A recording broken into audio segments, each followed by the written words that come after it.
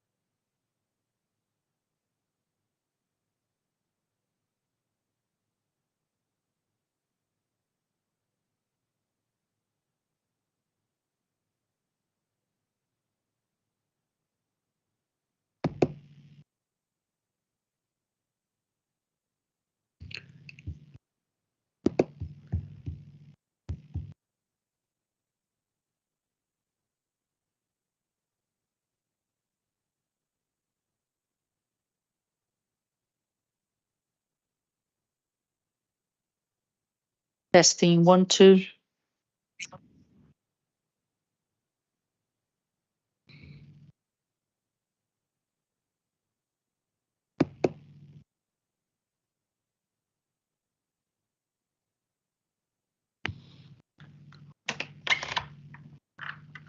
Testing 1 2.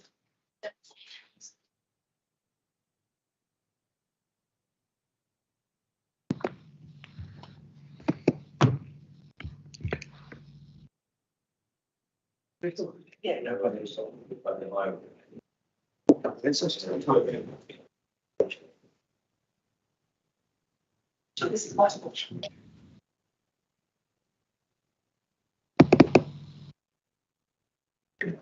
It's awesome. It's 31. Outside of the chase. Squeeze.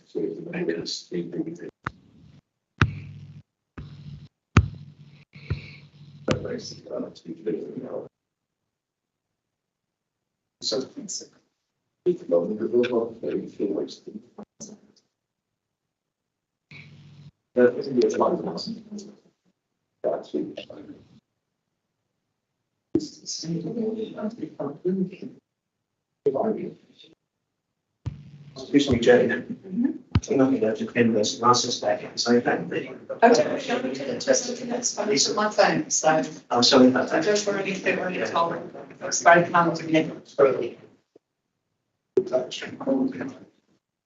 These other glasses are for sort of long distance. Absolutely. So.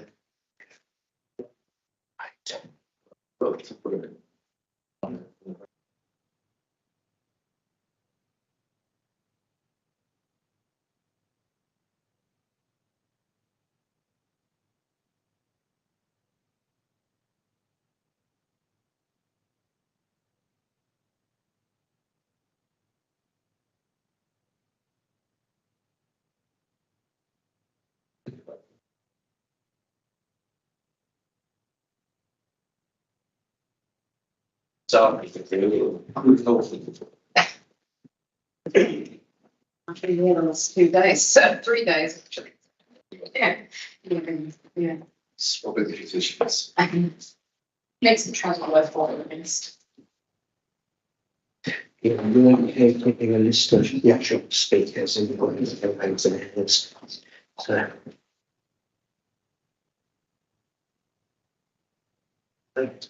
Yourself is very turn your name thanks now, please. That's a very close student. Yeah, but I can't see. Various people. Well, so you head harder, I used to grab corners. No, they're only on one side. I was saying, I beg your pardon. Yes, the I did like to remind myself, right?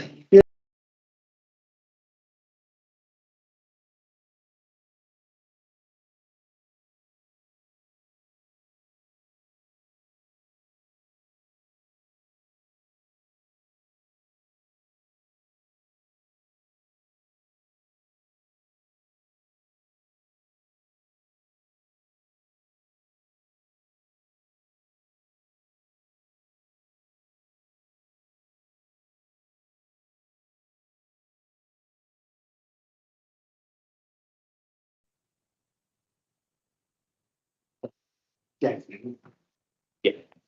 Do you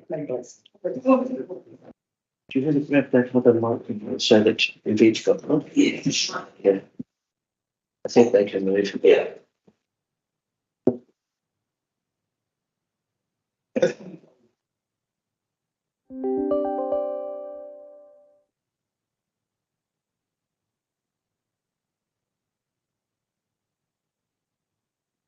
Hello, Anne. Oh, good.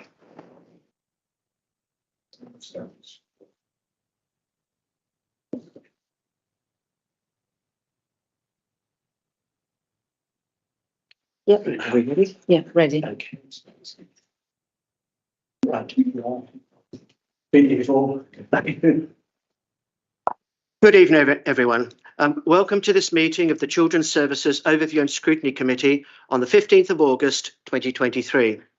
This welcome includes members of the public, Terry Walsh from Send Voices, Executive Member for Children's Services, Prue Bray, and Council officers, all joining us online and in person. I am Councillor. She's a member of the committee. Okay. I'm Councillor Andrew Mickleborough, the committee chair. The committee consists of elected councillors and community representatives. The role of Overview and Scrutiny is to provide rigorous, independent, critical friend challenge and to work with the council's executive and other public service providers for the benefit of the public. The committee considers submissions from a range of sources and reaches conclusions and makes recommendations to the executive based on the weight of evidence, not on party political grounds. Agenda item 20, apologies. No problem. Thank you, Luciane. Item 21, any declarations of interest? No, thank you. Item 22, have any members of the public registered to ask questions? Thank you. Item 23, any members' questions? Thank you. So moving on to item 24, home to school travel assistance policies. Now, I'm going to outline a proposed structure for the remainder of this meeting.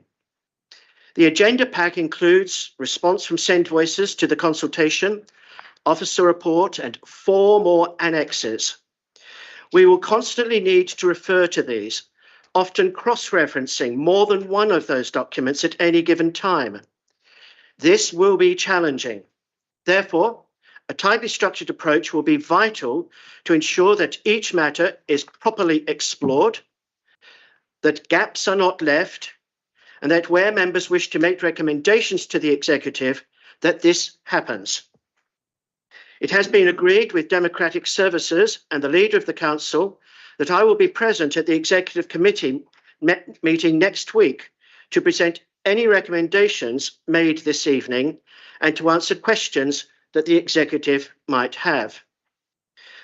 So what I'm going to propose is that we begin by listening to very brief introductions by officers and or the executive member, and then to a presentation of up to 10 minutes from Send Voices. I remind all presenters that members have already read their documents, so presentations should summarise key points and messages. Instead of taking questions immediately after each of those presentations, I suggest that questions will best be dealt with in the context of the 2 policy proposal documents. I therefore propose that after those presentations, we go to Annex 3 and 4, which outline the proposed policy changes, and that we cross-reference this scrutiny with the other papers, including Send Voices' submission and Equality Impact Statement assessment, checking at the end that there aren't any questions or concerns in the 2 policy papers or the other documents that have not been covered off. We must avoid a scattergun approach to questioning, so please understand if and when I intervene to ask that we fully complete 1 line of questioning and make any recommendations before moving on to the next line of questioning. Is everybody in agreement with that structure? Thank you. Okay, so if we could begin with a presentation, a short presentation on behalf of the officers. Thank you, Chair. Good evening, everyone. I'm going to just say a few words, and we do have a few short, very brief slides, and I suggest we show those, being mindful of what has just been said about keeping to time. So the Home to School Travel Assistance Policy sets out the way in which the Council discharges its statutory and discretionary powers and responsibilities in relation to school and college transport assistance available for pupils aged up to 25 years of age, both with and without additional needs. The Council last undertook a policy review in 2021, which led to some changes which were implemented from September 2022 onwards. But the number of children who require travel assistance and the associated costs of providing this support have risen. The Council must now look to see what else can be done to sustain the support for those who need help the most. And ultimately, we've got to manage increasing costs and demand within the overall resources available. So we're here this evening to look in detail at some proposed revisions. So I'm going to invite a colleague online, and I believe Zoe may do this, to put some brief slides up. Thank you, Zoe. Thanks, Helen. Evening, everyone.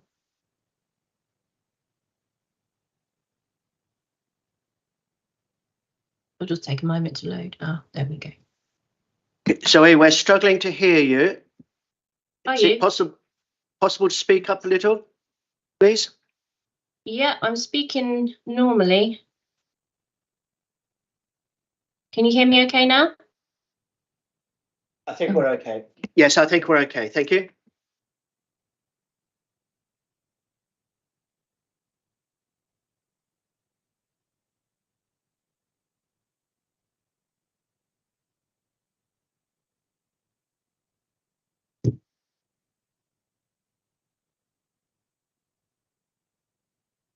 Okay, when you're ready.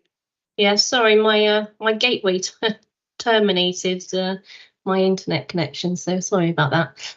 Okay. So Helen's briefly touched on this already, but homeschool transport is a complex area of local authority statutory responsibility, which involves teams across admissions, special educational needs, transport procurement and commissioning. It's also an area which in recent years has come under significant financial pressure, as a number of policy, demographic and market forces have led to rapidly growing expenditure, particularly in the transport provided for children and young people with SEND. Now, every year, the local authority homeschool transport service carry thousands of pupils who are eligible for free travel assistance. It's a lifeline, as we know, service for these young people, largely because of the distance they live or walkability to their school. Providing homeschool transport for eligible pupils is a statutory obligation for the council.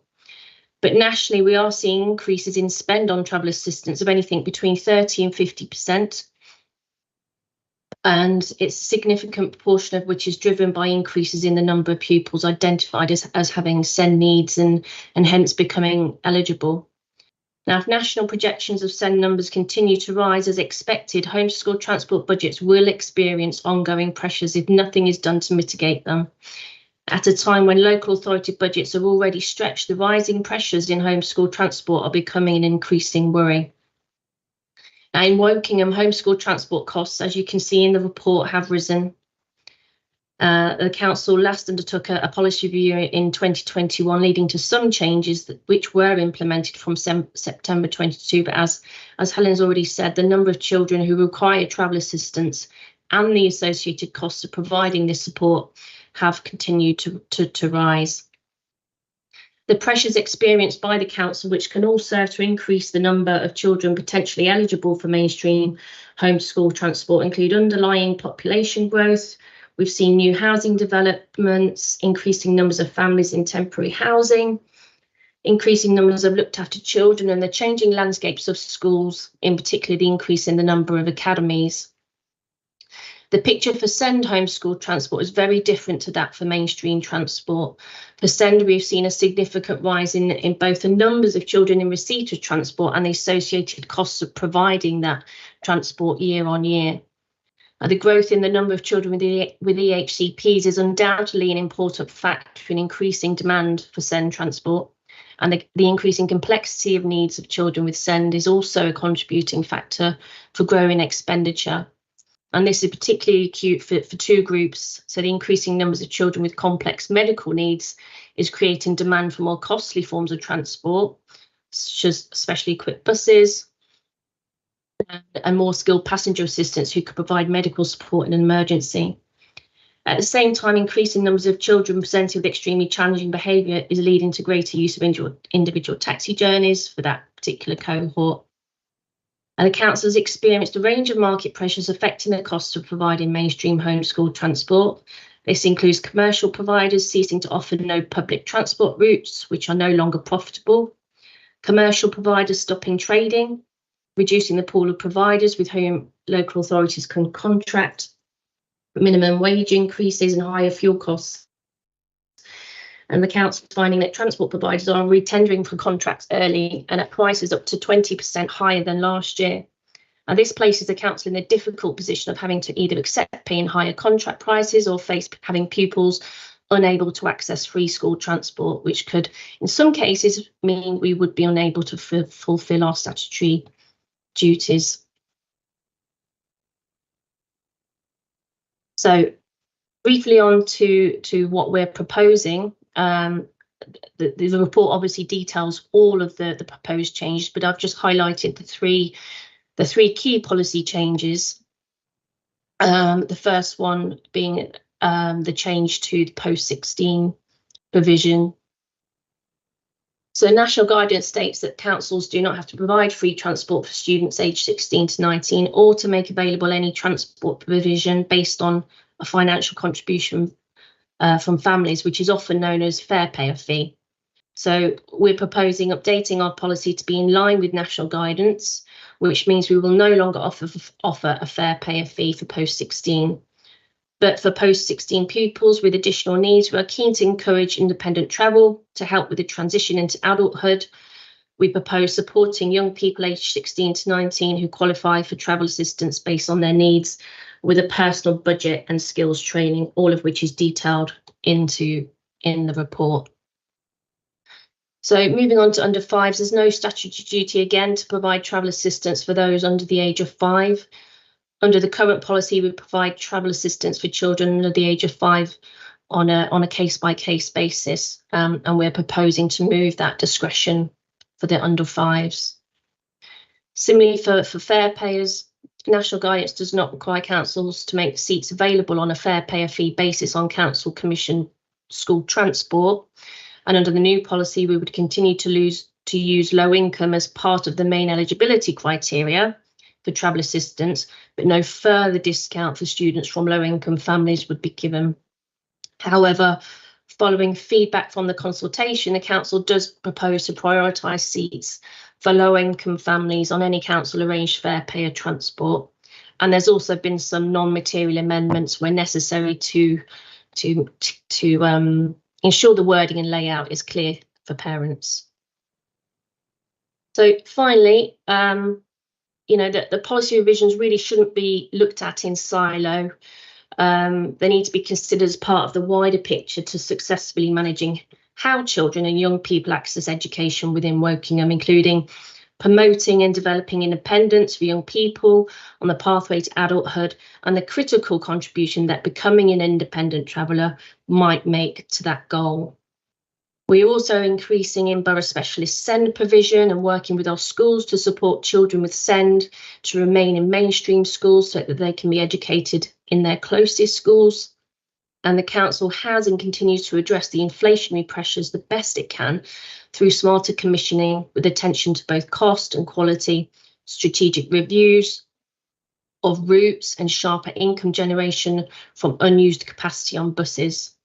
In previous years, the council has gone above and beyond in offering homeschool transport eligibility to pupils where it could, but budget shortfalls has meant this has had to be reduced, as the council has to direct dwindling resources to statutory and frontline services. And many other local authorities have already tried to manage homeschool transport pressures by reducing their local eligibility criteria for homeschool transport towards the statutory minimum. These decisions are difficult to make and are not taken lightly.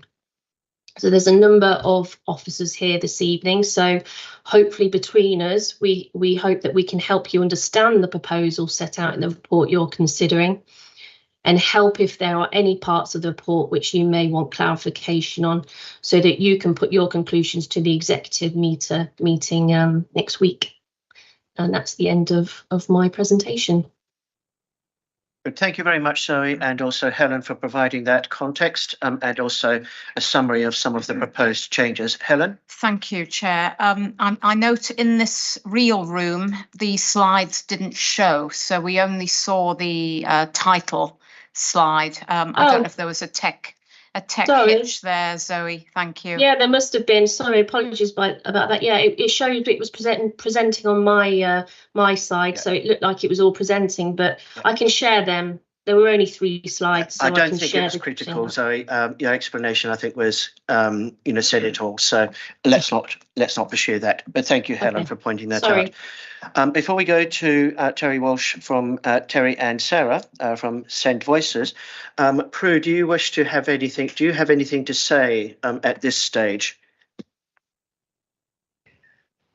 Oh, sorry, apologies for not having my camera connected up here is not good enough to show myself.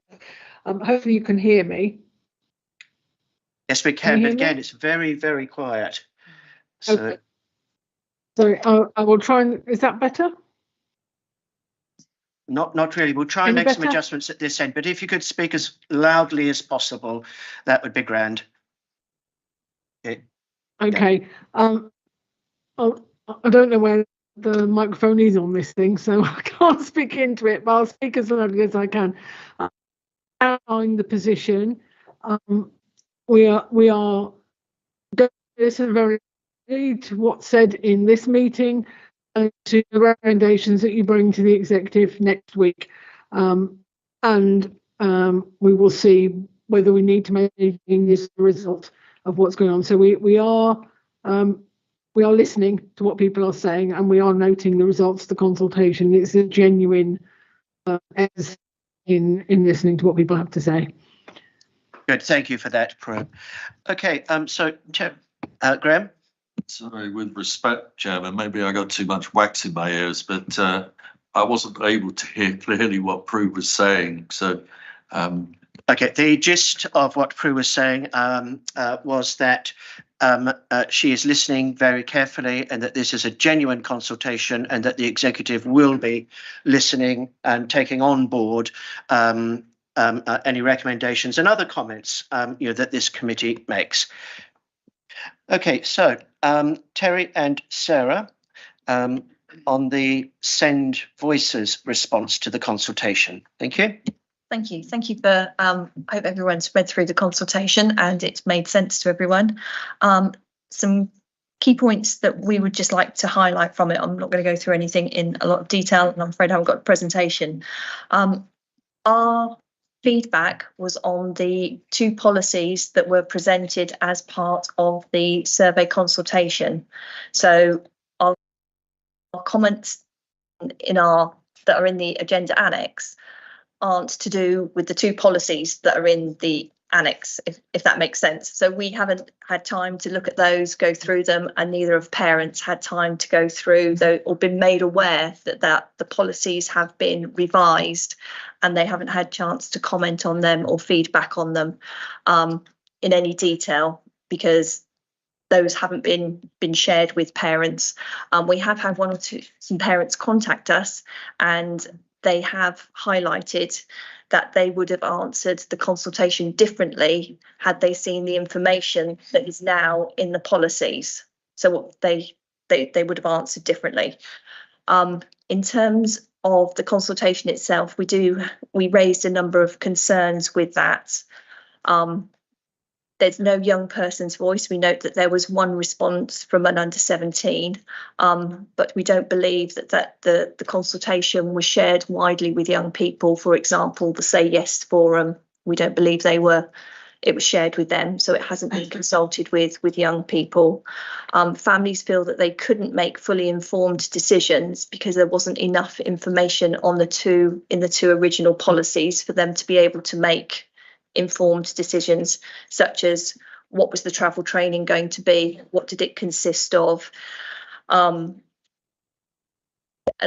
following conversations that we've had with officers today, there is still no detail about what the travel policy, what the travel training will actually consist of. How many sessions would it be? Would it meet the needs of the young person? And how's that going to fit with the personal budget? Also, there were a number of concerns raised about some changes in wording to the nearest suitable establishment, which is now in the new policy, whereas in the policy that parents were consulted on said suitable, sorry, I've got that the wrong way around. The original one said nearest suitable establishment to meet their need. It now says suitable level. So parents are very concerned that, let me use this as an example, that their young person may want to be an electrician. So they want to do train to be an electrician, but their nearest suitable level course, that might be a level 1 course. The level 1 course that's nearest to them might be a catering course. They don't want to do a catering course. So will they be forced to do the catering course because that's the nearest one that they will be, that is seen as suitable because it's the suitable level, rather than the course that they actually want to do, which we believe goes against, I can't remember the number, it's actually in the government's transport recommendations, section 29. Are there any other sticking points? Yeah, the low income criteria. Yeah, that was, yeah. It was very unclear what the low income criteria is. And again, how will you know whether you meet that criteria? How is the council going to assess that criteria, and how are they going to make sure that those who are most in need are actually given the places, if there are any fair payer places available? Because I think it's been evident with some of the stuff that's gone on with the travel from the sort of Shinfield area, that it's basically a first come first serve type scenario. So even if your child may be in greater need on a SIN plan, be SEND, be low income, whatever, everybody goes into a pot together, and it's a bit of a first come first serve. And whether you happen to have access to your email when it pops into your email box and you hit yes, which doesn't seem to be a very fair or equitable way of addressing those that might be most in need to get the seats. We're also concerned about the fee payer allocation, like Terry was saying, as it currently it's a first come first serve basis, but we would like to see some around the priorities around, because you've got some very vulnerable families that generally they often have children with SEND.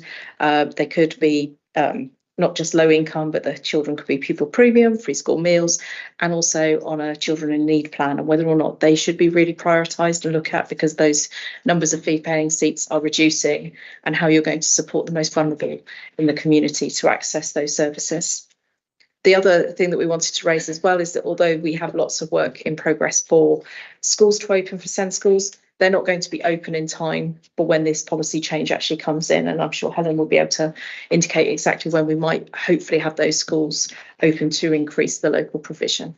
Yeah, and the travel training that's highlighted and personal budgets, with the travel training, there's nothing in place at the moment. Nothing's been spec'd out, commissioned, put in place. Would that travel training be ready for that cohort that are going to go to college in September 24 to actually be set up, trained, go through the travel training and be ready to use it in September 24? And we also wondered whether there was a cost analysis against the cost of travel training versus what's currently in place as well at the moment. How many young people will it be? How many under 5s are going to be affected? How many post 16s that travel out of borough would that affect?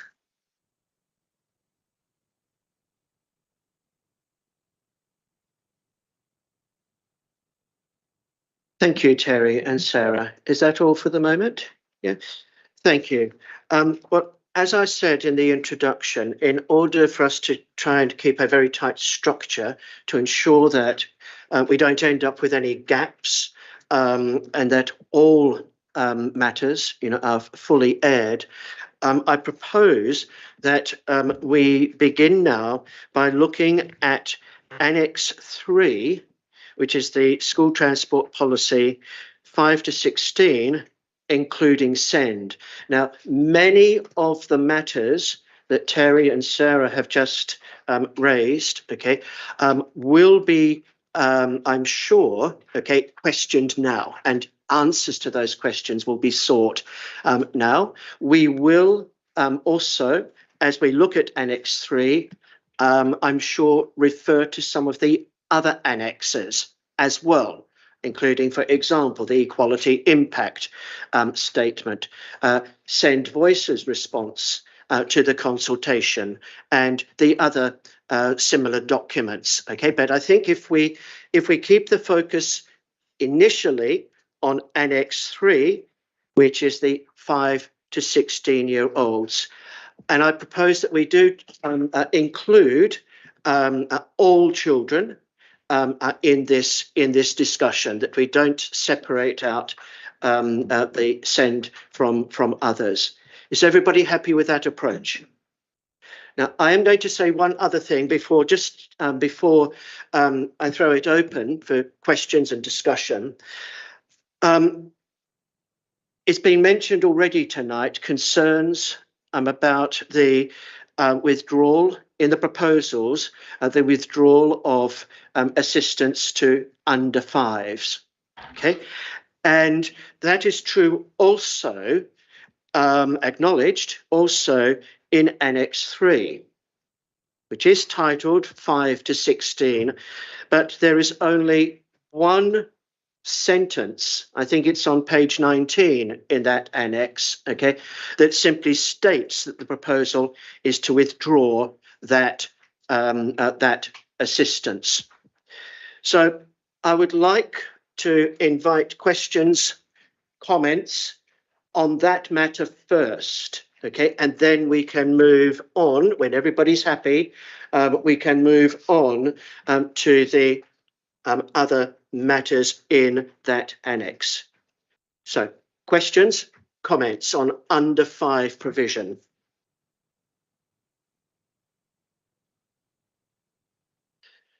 Graham. You might not deem this actually relevant, but I'm going to put it and then you can make your decision. In these reports, and I spent a lot of time today trying to read through them, and I ended up with my own précis, rather shorter. There's an awful lot of rhetoric. And what I'm having trouble with is the numbers. On page 17, there's a précis of the numbers, and that's fine and that's good. But what we're not truly getting to see on one or perhaps two sheets is the numbers divided by send and non-send, so that we understand what is statutory and non-statutory. And then by age group, hence I beg the question. And then the other part of that, and I've had informal discussions going back a couple of years when I was in Prue's position, looking at the roles that there are. So corporate services provide some of the service.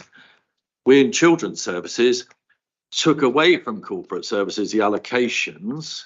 We gained some of the roles. Now, in the changes that there's going to be, whether it's under 5s, up to 16s or over 16s, there's going to be a change in roles. And in order to get to that financial position, which we all want to get to, as well as the emotional one, we need to understand what's going to carry on, what's going to increase, and what's going to delete.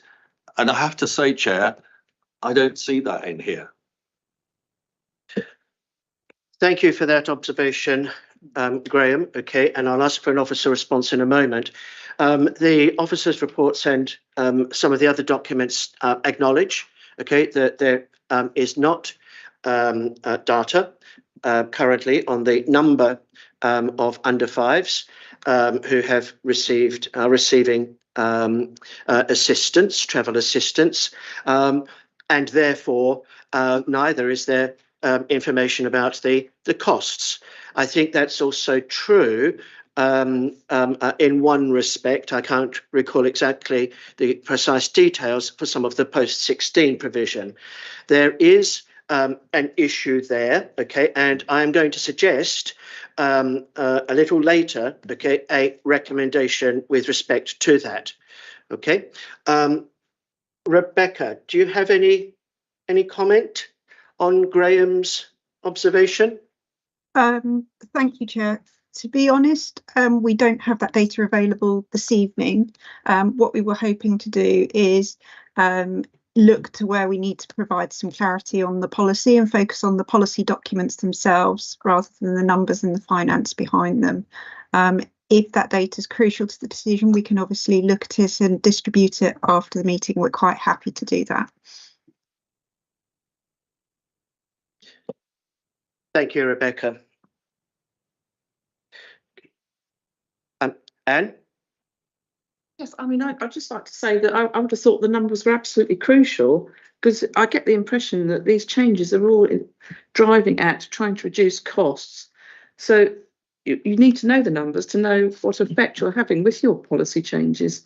So therefore, I would have thought that the numbers are absolutely crucial to this meeting, really. Yeah. Thank you. Okay, if I could perhaps respond to that. Okay, the reality is that we don't currently have that data. Okay, but going forward, you know, it is, as you quite correctly say, vital. I don't believe, okay, that the absence of such data necessarily will not necessarily impact on members' views and any recommendations they may wish to make about under five provision. Graham? You didn't need to duck. No, I mean, in principle, I'm just trying to establish what the right outcomes should be for the children of all groups, and that we are doing the right things, that they're resourced in the right way. And what we're not doing tonight is making a blanket group of decisions around homeschool transport. What I'm hearing is, and I stand to be corrected, is now joining. We are trying to establish the principles of change for each age group, and that, if what I'm hearing is correct, that this will be at a later point in time underwritten with, you know, a proper operational plan. I don't know what you use, words you use in local authorities, but that's what I use in corporate. Please, Sarah. Sarah? I think my main concern about just having no under five provision is that children are born at different times of the year, and the unfairness of that in a year group. So if you're born in July and August, you could potentially miss out on a whole year's of education. But if you're born on the 1st of September, which is an advantage anyway in the academic world, that there even being more, the disparity between the two. And if you don't have the numbers and the hardship that it could cause, particularly to send pupils being further and further behind, because they are always further behind, that disparity really worries me, and that it is discriminating against when you are born. And I think that is the real concern. And if you don't have the numbers to be able to make an informed decision around how much that's going to impact your budget or save your budget, or how far those children under 5 are actually travelling as well, I think you're missing a huge piece of information, and it's going to cause a lot of disparity for those SEND pupils particularly. Yeah, and my own view is that the absence of that information, whilst regrettable at this point in time, should not, if this committee wishes, prevent recommendations on this matter, this precise matter. Now, I noted, and you've repeated this just now, Sarah, that the Send Voices submission raised multiple concerns, actually, about potential withdrawal of assistance for under fives, including, and again, you mentioned this a moment ago, potential disadvantage to children with a summer birthday as just one example, of potentially quite significant discrimination.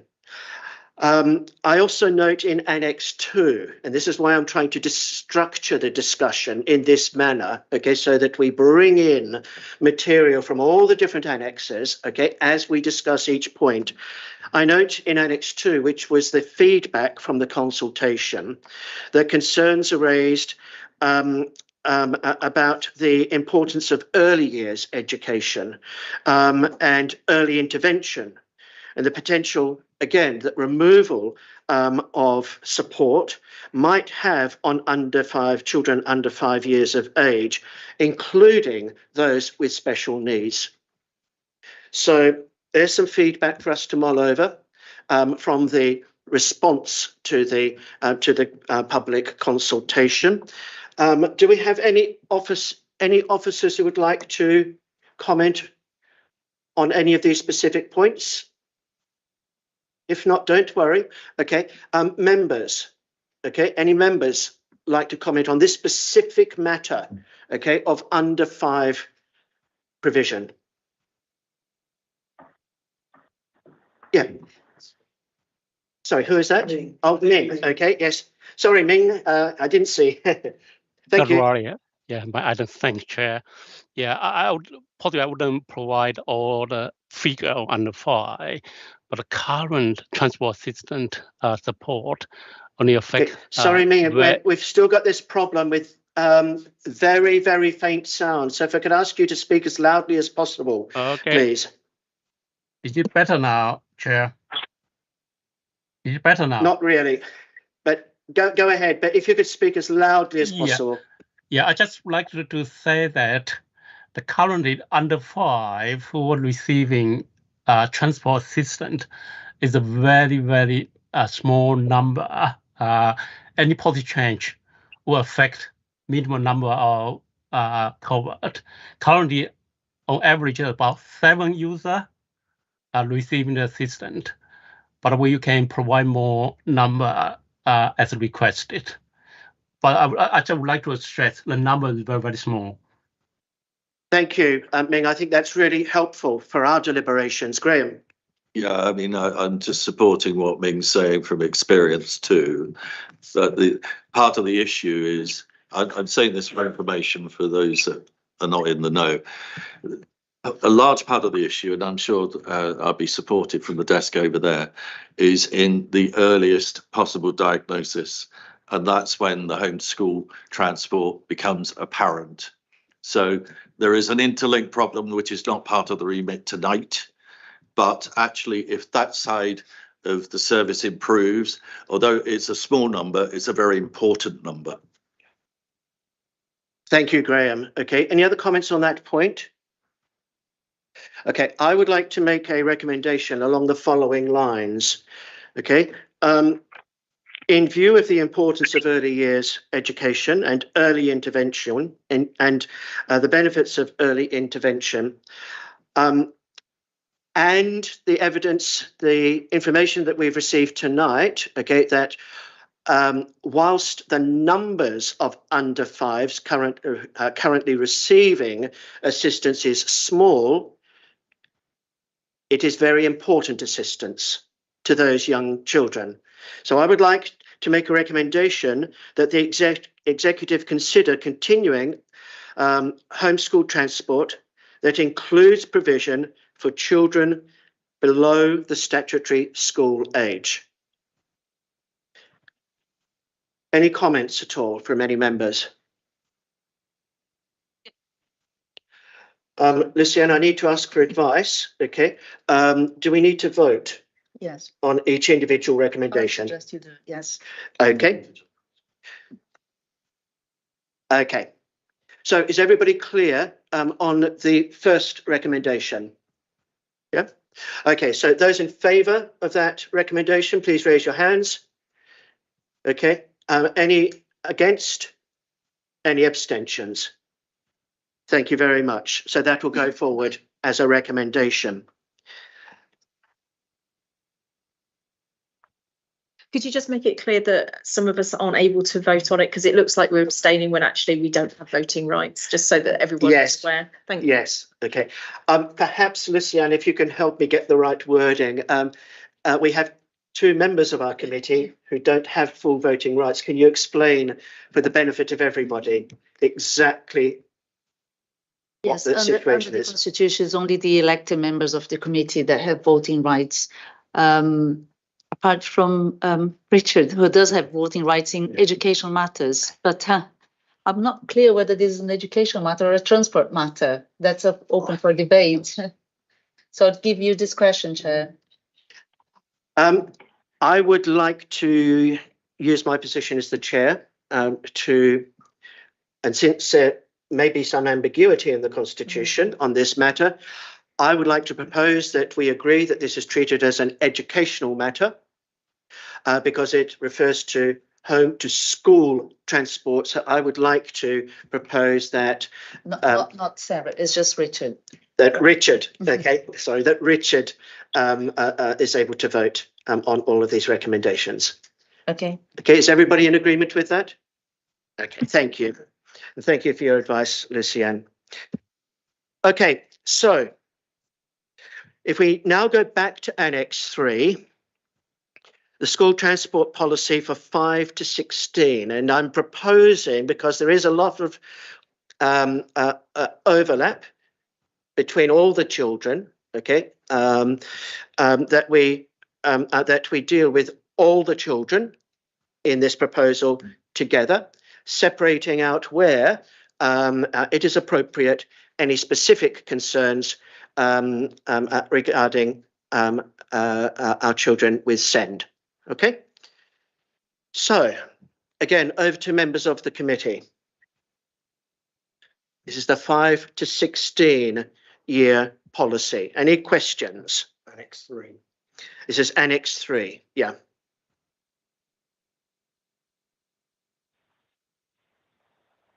Graham.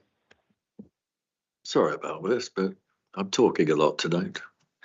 I wonder if it would be of benefit for all observing this meeting if we could have a quick walkthrough of an experience for someone, of a parent, of what the new scheme is going, how it's going to impact them.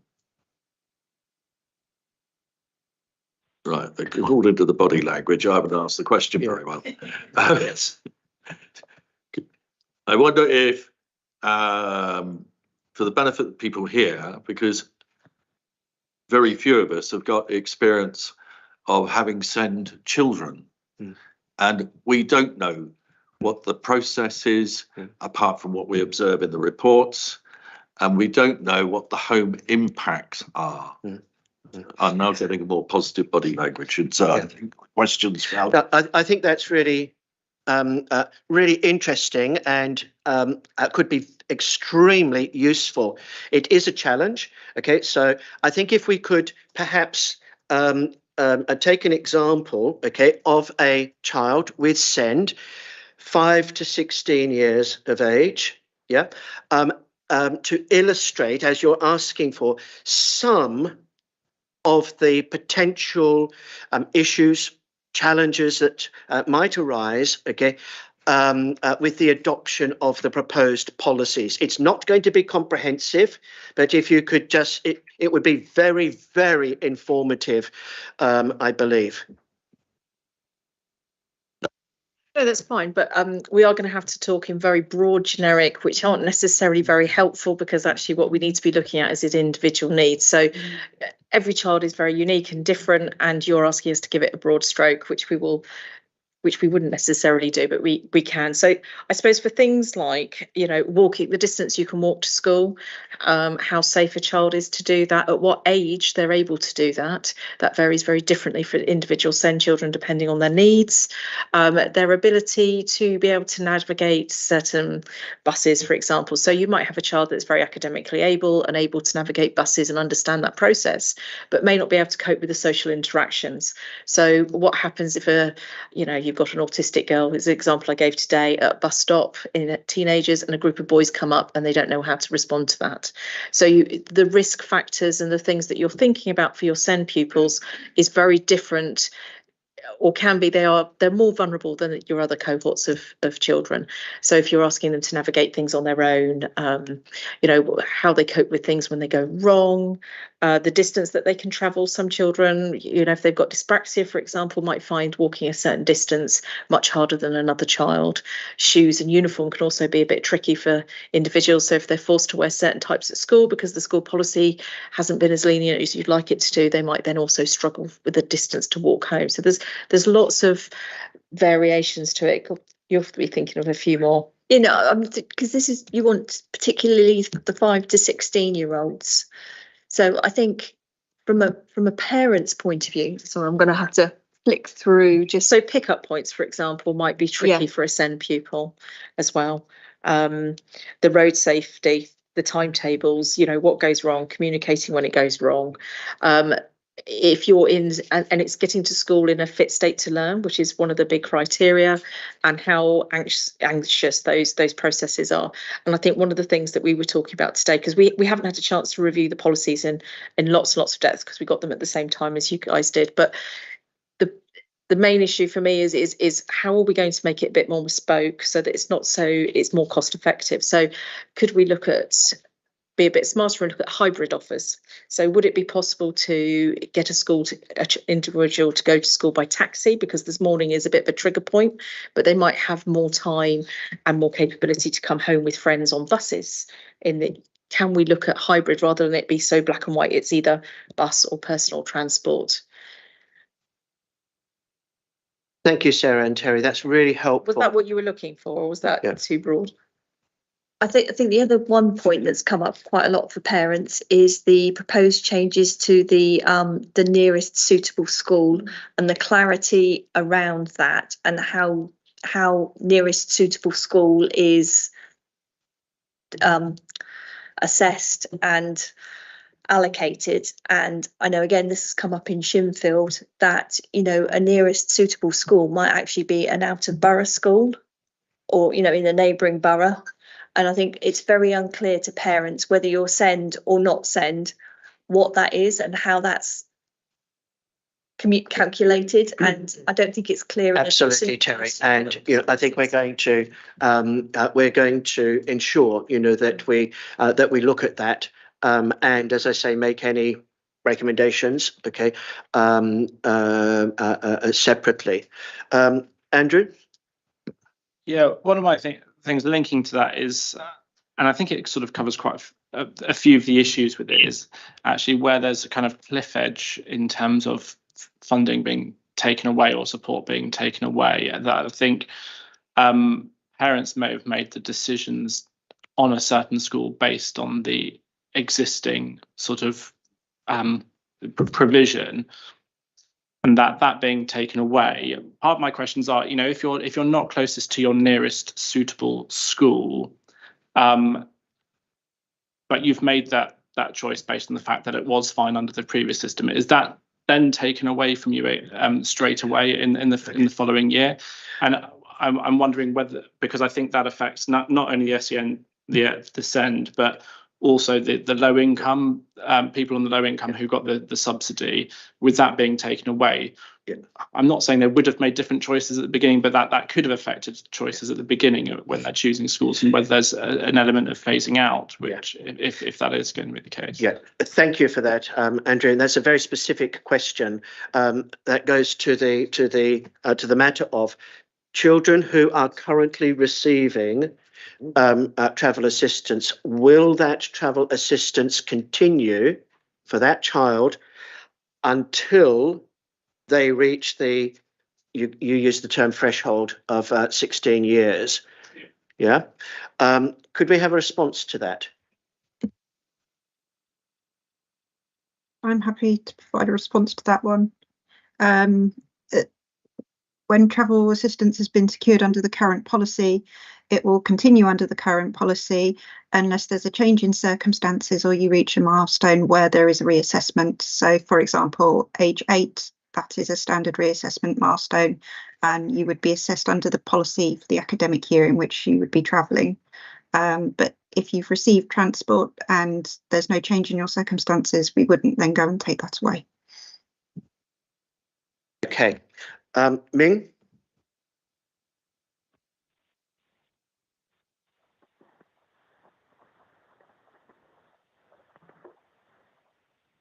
I muted just now. My apologies, Chair.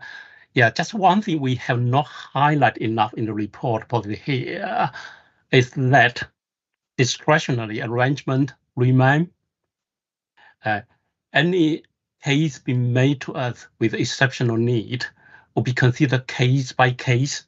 We mentioned that in several places of the paper, but we haven't highlighted enough. I would like to let committee know there's still opportunity for case by case considerations, and that discretionary arrangement are still in place. Thank you, Ming. That's really helpful, and it goes back to one of the concerns that Send Voices have raised, many of which are certainly safeguarding, related. They spoke to the very differing needs that individual children will have, and raised, I think the words which you used was the possibility of having bespoke or hybrid offers. Now, if I have understood you correctly, Ming, you are saying that discretion, that this could and would continue, be possible under the existing discretionary arrangements. Is that correct? Yes, Terry? that's correct, Chair. So Ming first and then Terry. Yeah, yes, that's correct, Chair. Discretionary arrangements are still in place, and there is still opportunity to look at individual cases. Okay, Terry? Is it possible? Sorry, Yeah, would those sorts of points be able to be made clear in the policy, because of the way that parents are reading it at the moment, those things aren't clear to parents? I think the discretionary factor as well within the policy isn't clear. Terry and I didn't read it, and we're quite used to the language used. Yeah. That you could actually, there was a discretionary factor and that cases could be appealed on those sorts of basis. That doesn't come through clearly for us. Phil, is your question or comment relating to this particular issue? Was it a different issue? Okay, so if everybody's in agreement, I think we're probably at a point where we might wish to make a recommendation on this matter. And the recommendation would be along the lines, sorry? Are you saying on 5 to 16? Because No. Just on the support the continued use of discretionary arrangements that could include bespoke travel plans and hybrid offers. Graham? Subject to being corrected by Helen and the other officers, I would have thought that whilst you're stating that explicitly, and I support what you're saying, that actually it's an integral part of home to school transport management in any event. Please. Yeah. Helen? There it is. I mean, I think it's clear in what's come back from Ming and others that we do have a case-by-case discretionary arrangement, which would enable something bespoke for the small number of children who may need something in addition. I suppose I'm a little bit concerned about the hybrid word coming into this recommendation, because I think we're clearly saying we have discretionary arrangements within this revised policy. and hybrid takes us into something potentially more detailed. Ian and then Anne.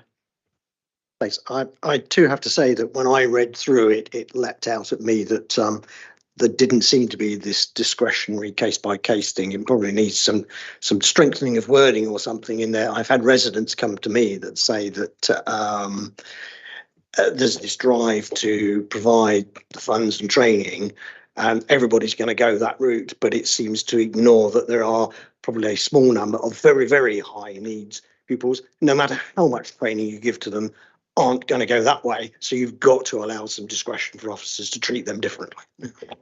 Just in response, Chair, I think the discretionary element is in the policy already. We may need to look at the wording, but it is absolutely in the policy. Yeah. Anne? Thank you. Yes, I just feel a bit concerned that doing things on a case-by-case basis might be rather subjective. And it does need to be consistent, and that's where the wording is really important to have, so that people can have confidence in it. I think that's a legitimate concern. Okay. And I think it's something which officers would do their utmost, to ensure that there is consistency and fairness, in the application, of this, whilst pursuing opportunities for discretionary allowances. Anything more on that, Anne, and then Richard, and then Sarah?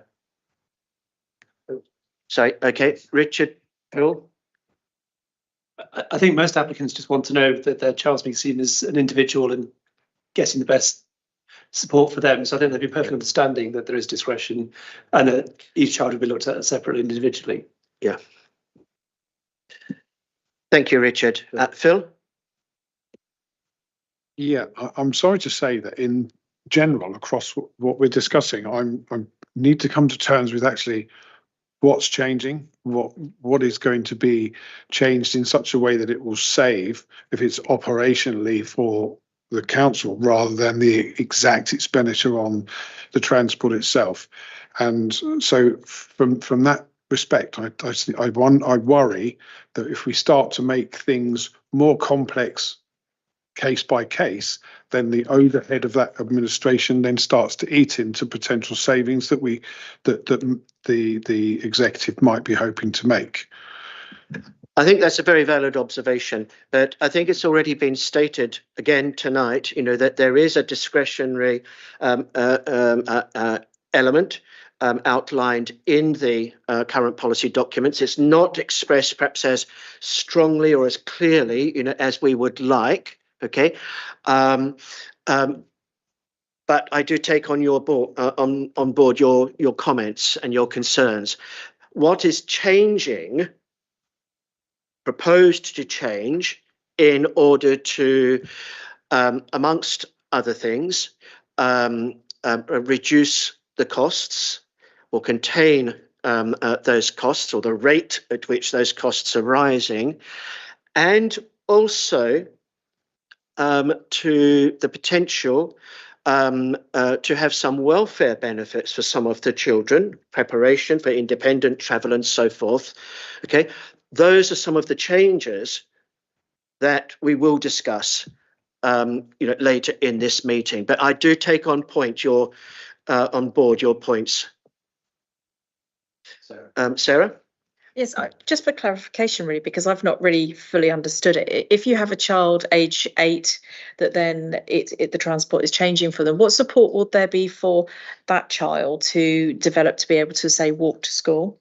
Is there support, and how are you going to prevent a cliff edge and therefore end up in a school refusal and then things escalate, as we know that they can, particularly for our SEND cohorts? And I've not fully understood how that is going to work and how those cliff edges are going to be prevented. And likewise, as you were saying, preparing for adulthood, if you know that your child isn't going to get transport at 16, post 16, how are you going to be able to incorporate some travel without any cliff edges? And that's the bit that I haven't fully understood.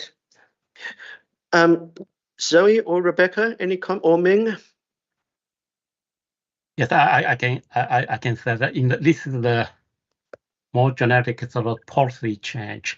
What same voice colleague just mentioned about hypothetical scenario.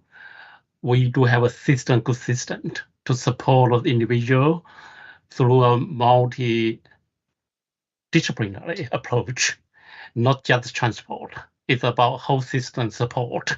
I'm sure the case you hypothetically raise, Sarah, in reality, we will look into what the best support can be put in place. As you can understand, in the policy, we cannot include all the individual hypothetical policy. It will be quite difficult, as you can understand. So the policy will not cover those individual cases, but I'm sure our assistant will make sure no child will miss out if they need the support. Sarah, you were asking a very specific question about how to avoid or minimise the likelihood of cliff edges. I'm just wondering, whether you might be able to put together some wording for a possible recommendation on that matter, and we could come back to that in a moment. Rebecca seems to answer the question. Sorry, who's that? Rebecca Brooks. Oh, sorry, Rebecca. Thank you, Chair. I just wanted to add to Ming's response that Section 2 of the policy sets out the Council's statutory duties, and that does include the discretion. I think we've got to be really careful how we add to the discretion, because what we don't want to do is define what the solution looks like when we're talking about.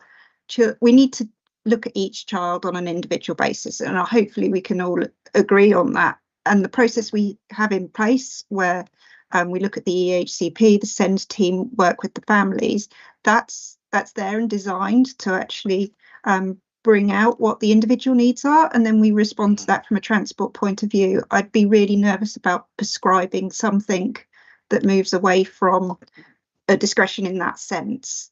So yeah, and just to be clear, the eligibility criteria hasn't actually changed in this policy. It's the same. The only change is the wording to try and clarify the complex case law that sits underneath it. Yeah, thank you, Rebecca. I think that's a very important point. So I think to try to draw this to a little bit of a conclusion, this particular matter to a conclusion, it seems to be that the consensus is that that this committee notes the continued existence of discretionary policy in the document in order that individual needs can be assessed and where possible accommodated. Sorry, I'm being very wordy. I think what we're trying to say is that we want this discretionary element to continue and to be spelt out more clearly without saying what the criteria are, the specific criteria are. Rebecca's point. Yeah? Please do. We would like the discretionary element of the policy to continue within the statutory guidelines, but to help that there is a broader description, certainly for parents and carers.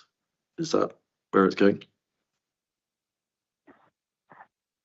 Rebecca, from an officer point of view, how would you feel about that? I would like to see what the broader description of discretionary is. Could you just clarify what you mean by that, please, Councillor Howe? I'm on the spot for a change. So what we've heard, I believe, is that some parents and carers are not clear on what the discretionary elements are. We are agreed around this table that it is to a large extent subjective, And what we are all interested in is getting the right thing for each child. But for parents to understand that there is a discretionary element, there needs to be some broader description within the policy. That's my understanding of what we've just discussed. Yeah, I think the problem is with the use of that word broader. I think some sort of generic just statement, that discretion can be exercised. Andrew? Oh, sorry. I mean, I do think we're all mostly agreeing with this, but I mean, it says say here the arrangements as the council consider necessary, which I think probably is what we're all agreeing on, and I think that's already in the policy. And I think probably what we're saying is actually maybe the communication of that to people involved might need to be better, but I don't know whether that's an issue with the policy as such, but actually the way it's then communicated via other means, which is probably a different discussion entirely, isn't it? I think that's really helpful. Thank you, Andrew. So what you're suggesting is, that that the discretion would be in terms of what the council believes will be helpful in the interests of the child. Do we have any comments at all from any members on that? Exactly on that. I was just going to say, I wondered if you could do it by giving, if it's difficult to sort of specify things without missing out some children or something, could you give a few examples and it would give parents an idea of... Yeah. I think Rebecca was expressing some concern about that, but do you want to respond again, Rebecca? I think I'm not sure giving examples within the policy is the right place to do that, because what we are talking about is each child's needs being individual, and that needs a discussion with the families to make sure we meet those needs in the right way. Certainly what has been suggested in terms of a hybrid response wouldn't at all be off the table if that's what that child needs and is discussed as part of the EHCP. We have the ability now to provide that if that's needed, and the new policy doesn't change that at all. So the more you define discretion, the less discretionary it becomes, is my concern, I guess. Thank you. Are you happy with that now, Anne? I suppose that for the families concerned, they've probably got some idea whether their child, is eligible or not. But it's just that for an outsider anyway, it still seems like a bit of a black box. What is, what will be within eligibility and what wouldn't be. Okay, so thank you, Anne. Andrew suggested some very helpful wording. Okay, and we're going to ask him to repeat that as part of our second recommendation. I don't know. I'm not sure whether it was a specific recommendation. I think it was more that I think the wording of the policy is fine, but I think it's more that it's in there, but actually it's and I'm not sure whether this is in the remit of what we're doing now, but actually it's how it's communicated to people. It's necessary with actually making, because I think we are sort of all in agreement that actually what it says in the policy is what we're all agreeing on, but it maybe didn't jump out when we first read it or something. I don't know, but yeah. Okay, so the recommendation I think is along the lines of that the members of this committee note, the continued provision in the new policy for discretionary travel arrangements to be applied, where or in consultation with parents or carers, where agreed, by the council, where the council believes that this is in the interests of the child. Is that the gist of it? Any comments at all? Sorry, yes. It's again around this nearest suitable school. So if a child is, because there are the cliff edges, so if a child is at a primary school, which may not necessarily be their nearest school because the other one was full, they turn 8. Yeah. what would then happen if there was a place at the nearest school? Would that child be expected to move? Because these are the questions that we get asked by our families quite a lot. Okay. Around these key moving points, and I don't feel that that's very clear in the policy what would happen in situations like that. I think we're going to need to have some discussion, significant discussion about the whole concept measurement of the nearest school. But I'd like to bring this back to this specific instance. Okay, let's say that it is at a moving point, say the year 8. Okay. Sorry, isn't year 8? So The age of 8. 8 years, sorry, 8 years, okay, would, and a child potentially, the nearest school, okay, then changes, okay, by definition, okay, could discretionary policy apply in that instance? Is that the sort of thing you're talking about? I think it's not that the school changes, there's a place becomes available. Or a place. Because one of the things that families are worried about are these key transition points. Yes. So you've got here age 8 and 10 and 11 and 16 that, if you're at, Lower Early got quite schools that are quite close together. So you might be over a certain mileage and you get transport for your child, they hit 8 and then they don't because it's within the 2 miles. So what would happen with those individuals if they were put not at their nearest school, but they were put at the next nearest school, but then there was a place at the nearest school at that key transition point? I think parents really worry about it in a very complex way, is that are they going to be expected to move their child from one school to another should a place come up? I mean, this applies to educational healthcare plans as well, around those key points, that they're really concerned that once they're in a school for whatever reason, are they then going to be expected to move in order to be able to meet the transport criteria to get their child to school? Yeah. And if I could just add to that example, if, for instance, it was determined by professionals, that to move the child from their current school to a new nearest school, it would be detrimental to their interests. Could discretionary policy be applied in an instance like that? So this is not as a general open to everybody, but so I think it's a step before that. Is there an expectation that that child should move? I think it needs to be really clear that if a child has started an educational setting, that they're not going to be expected. So take Shinfield and the current situation we have now. So you've got children that are going to Embrook and get transport. When they get to a key point, I mean, I know year 8's not the right point, but if there was a break in that, would they be expected to go to the local one at that break point? I think parents are really worried, and when they read this, it's like, does it mean I'm going to have to move at these key stages? And it's not very clear to me that there isn't an expectation. So parents are worrying about the cost of the transport, particularly if you're in receipt of it, and then it changes at different levels. So it just needs to be really clear, if you start an educational setting, that is your educational setting, and that has all, in essence, been agreed as your nearest school, because that's where you're at, and you're not going to be expected to move within those key points. Okay, before we go to a response from Rebecca, I'd like to just say again, would there be opportunities for discretion in situations like that if it was assessed to be demonstrably against the interests of the welfare of that child, perhaps because of any special needs that they might have? Could discretionary policy apply in that instance?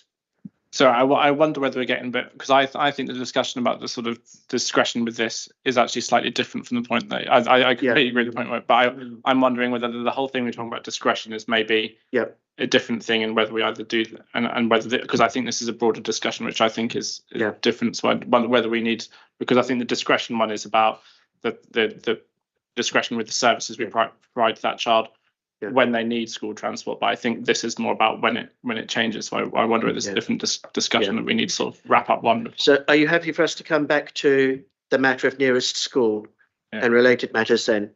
Okay, Rebecca? Thank you, Chair.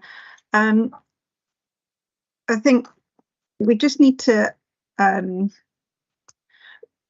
the current policy and the new policy are both in line with national guidance in terms of what nearest suitable school is, and that's also set out in legislation.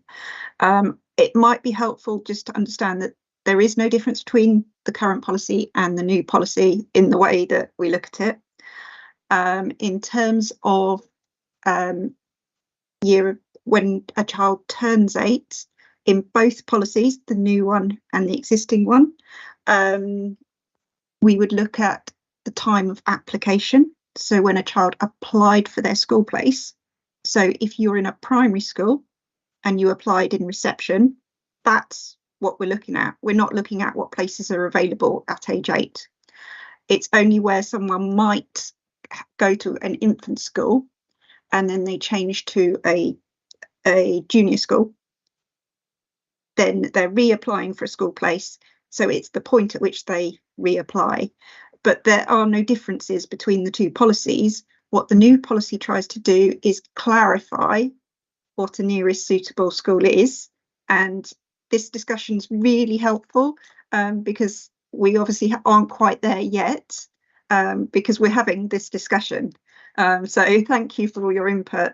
But just to help put minds at rest, there is no difference between the two policies. The underpinning legislation is the same, and both policies are in line with statutory legislation. Okay, so just for clarification, you're saying that there's no difference in terms of the opportunities for discretion in the old policy and the new policy. If that's the case, then I would like to suggest that for the minutes, this probably doesn't need a recommendation, but that is noted that this committee understands and supports that. Is that fair enough? Okay, so thank you for that. I think since the matter of nearest suitable school has been raised, perhaps we should move on to that now, okay, and probe that a little bit more deeply. We've had a few comments. Am I right in saying, Rebecca, that again, the old policy and the new policy are the same currently the same in terms of determining the nearest suitable school? Is that correct? Yes, that is correct. Okay. There has been a view expressed, and I think I shared this view when I read through the documents, that there is still a need for greater clarity, about the determination of the nearest suitable school. And one of the things that drew my attention to this was references in one of the documents, I think, or it might have been a comment on the consultation about catchment areas and suitable schools. So, I think that whilst you're saying that there's no difference between the old and the new policies in terms of determination of nearest school, nearest suitable school, okay, that we might wish to make a recommendation along the lines of seeking greater clarity in the final policy documents, including, for instance, the statement of relationship between any catchment areas and suitable schools. Zoe? Thank you, Jen. Yeah, just wanted to point out that the definition of nearest suitable school and how we explain this to parents will be in the parents' guides in the school admissions process. So, and we are looking to make that a lot clearer. So parents, when they are looking for their school places, will have a lot more guidance on that particular issue, because we know it has been raised before. So we put a lot of work into defining that and helping parents understand exactly what a nearest suitable school is. The fact that it may include, well, it will include in certain circumstances schools in neighbouring boroughs, making that explicitly clear. And a lot of work is going into how we deliver that message and the comms around that, and all of that will be laid out very clearly in the parents' guides, which is a statutory document which will be available from the 13th of September this year. So I think that will really help parents understand that whole issue a lot better. Thank you, Zoe. Terry? That's really good. Can notes be then put in the policy to that, so that they're made aware that where that information is? Because I think that's sometimes where it might fall down, that they might read the policy and not read the accompanying document that needs to go with it. So it's making sure that all of information is available in as many places as possible. Yeah. And following our meeting today, we also volunteered to look at any wording that they were going to use to make sure it's parent friendly and it's really clear. Good. That's really helpful, Terry, and Sarah. Okay. Zoe, do you have any comment? No, I was just going to say that equally we will be referring parents to the transport policy in the admissions guidance as well. So we'll have those documents linked. And like Terry said, that they are going to look at the wording for us as part of the admissions guidance to make sure that they agree that it's clear. Yeah, I'd like to come back to this issue of wording in just a moment, but Anne first. It's just that, yes, I must admit, it comes over to me as sounding as if the transport policy is driving a need for parents to choose, say, send a SEND child to their nearest mainstream school, even if they thought a SEND school, which happened to be further away, was actually more suitable. It sounds as if the transport policy could drive the choice that they're sort of almost forced to make. That's how it reads to me. Does anybody have a comment? Any officers have a comment on that? Okay, I don't think we would want that outcome at all. Okay, so it's a point well made. Terry? Yes, we'd agree with that parents are very concerned that how will they know how to make that decision, because quite often in going through the consultation process, they'll be asked to make a decision on a school and they might not have all the information that they need to make the decision on what the most suitable school is for their child, and they feel them very conflicted about the decisions that they might make.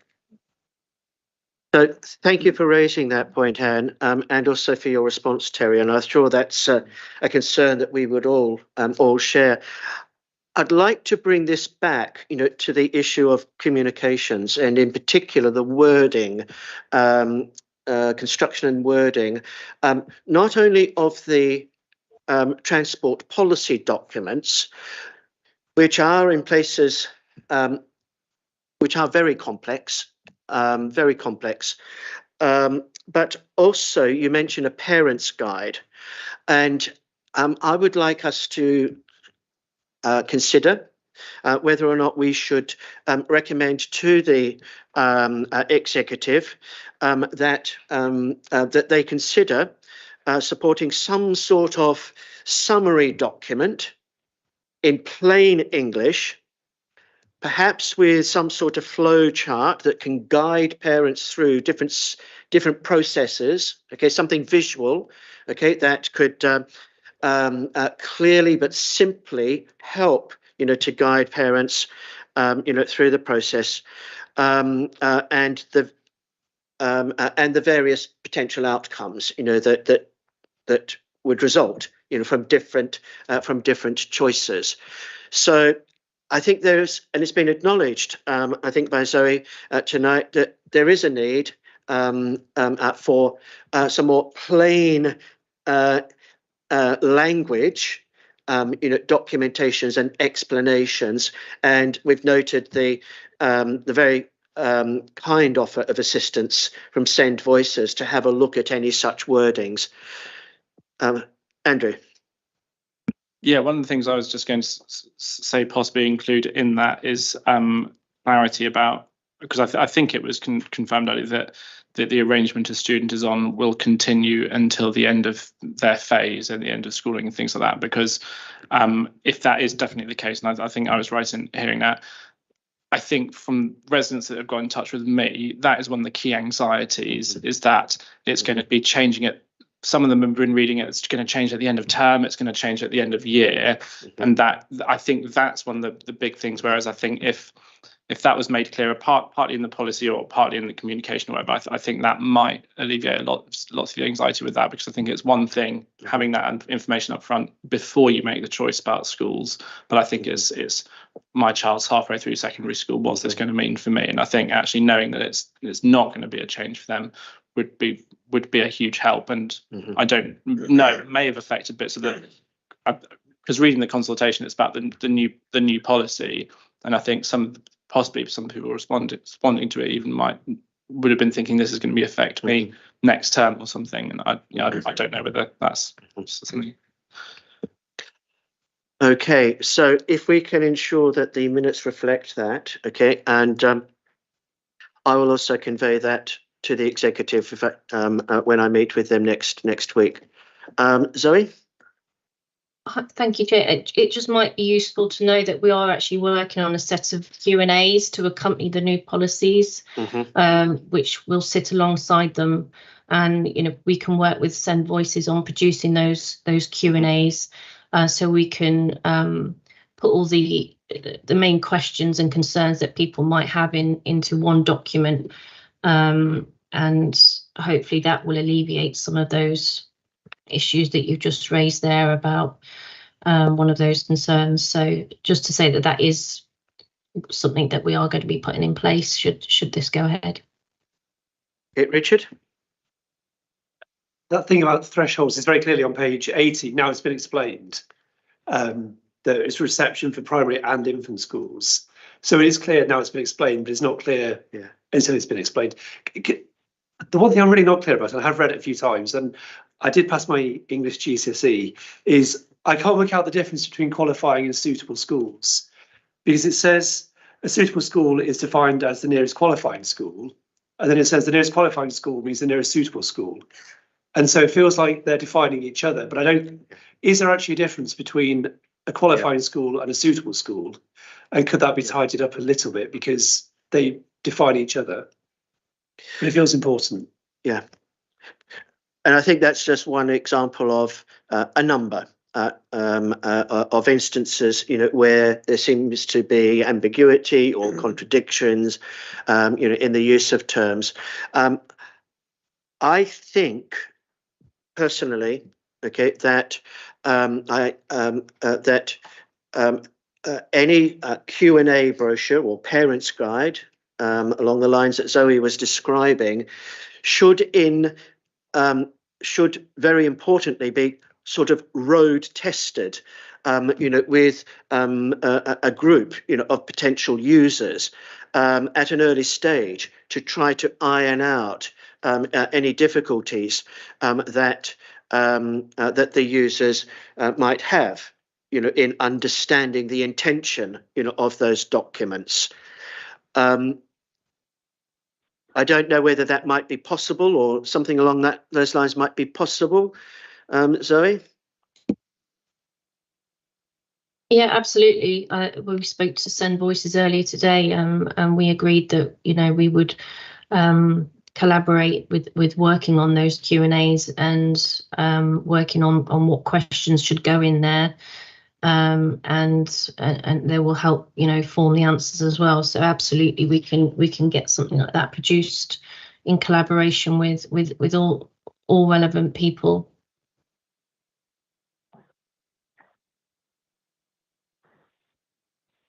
Yeah, it's just a quickie really to support what you're saying. In fact, Zoe, who's employed to do this about 3 years ago, I think, and has done a fantastic job all the way through in making the various changes. And the Q&A was one of the first things that was put in place. So it is done, but it's a dynamic document that needs continuously updating. And I think you guys have been involved in some of the questions, and if you haven't, you should be.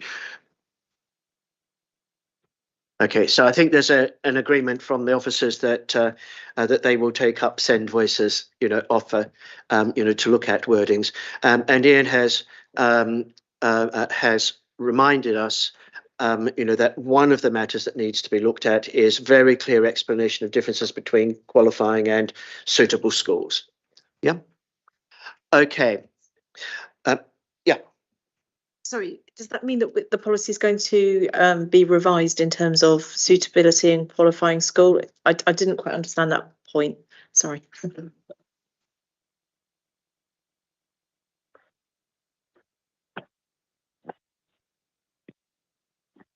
Sorry, the officials need to rewrite it so that you understand it, because if you don't understand it, it's no good.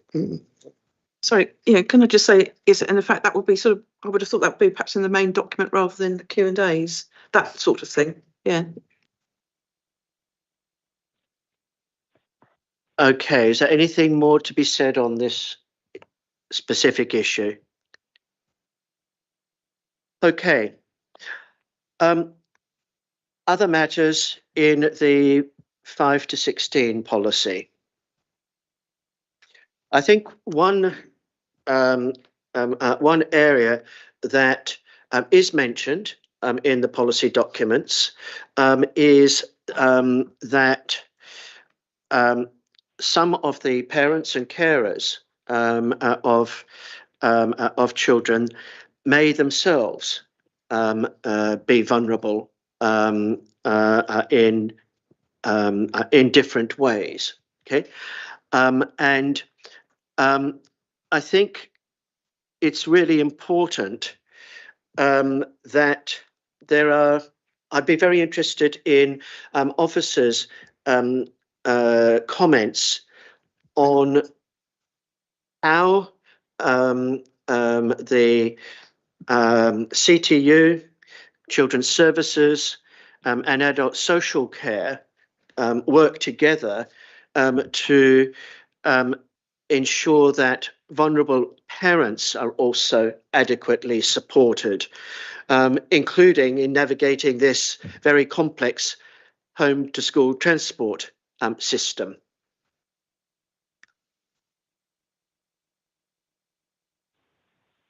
So what sort of coordination, links, support is there between CTU, Adult Social Care and Children's Services to support the parents who might be vulnerable? Ming? Thank you, Chair. As a member know that now increasingly the council's adult service and children's service are working closer and closer, and the whole system support for vulnerable adults is part of council's work. It's not something only school transport can address. So member will understand that it requires whole system support, and we are working together closer with adult service. Any vulnerable adult needs support. Of course, transport will be part of that, but it cannot just address through the school transport. But we want to be part of the solution. But again, as you can understand, the Chair, it will be difficult for policy to include all those hypothetical situations. But we can assure you that we do have a good system that enable adult services and children's services work closely to support vulnerable adults. Thanks, Ming. I think that's very helpful. And I do appreciate that perhaps it's not would not be appropriate to include the support for the vulnerable parents and carers as part of the specifically as part of the HST policy documents, but I am still minded, because I think this is such an important issue. Okay, I am still minded to perhaps consider a recommendation about this matter, and I'll come to the recommendation in a moment. But Rebecca? Thank you, Chair. I just want to say this is a policy that cuts across services, and where that support is needed, we can signpost to other services. We also, as Ming says, work with other services. And obviously anybody who is struggling in terms of understanding the policy, we're always available to help and talk through the policy. In terms of adults and vulnerability, there is a section in the policy about accompaniment, and that section is there to read on page 86 of your agenda pack, page 12 of the actual policy. And we will make reasonable adjustments where it is necessary. Yes, thanks, Rebecca. I did read the section about accompaniment. Yeah, thank you for that. I would still like to make a suggestion, that we consider a recommendation to the executive along the lines that the robust mechanisms in place. Okay, I take on board your point that these mechanisms are already there, involving children's services, CTU and adult social care, continuing to ensure that vulnerable parents are adequately supported, including in navigating this complex home school transport system. Any comments at all about that? Terry? Would there be any assistance given to young people if there was a long wait for an adult social care assessment, for example, so that you wouldn't prohibit the child going to school while the parent was waiting for their assessment to go through adult social care? I think they're the kinds of scenarios, that would have to be looked at on a case-by-case basis. I think the principle here, though, is that we already have, and we are seeking a continuation, of robust mechanisms to deal with, with such things. Terry? I believe this is a new thing in the policy to change it, that it would go from how it is at the moment for the adult to be assessed by the adult social care team. So this is a change. This isn't an existing policy. Okay, Rebecca or Ming? Thank you for the question, because it does highlight why there is a change in the policy. Terry is quite correct. It's actually designed to try and make things easier. So we hope that it would do that.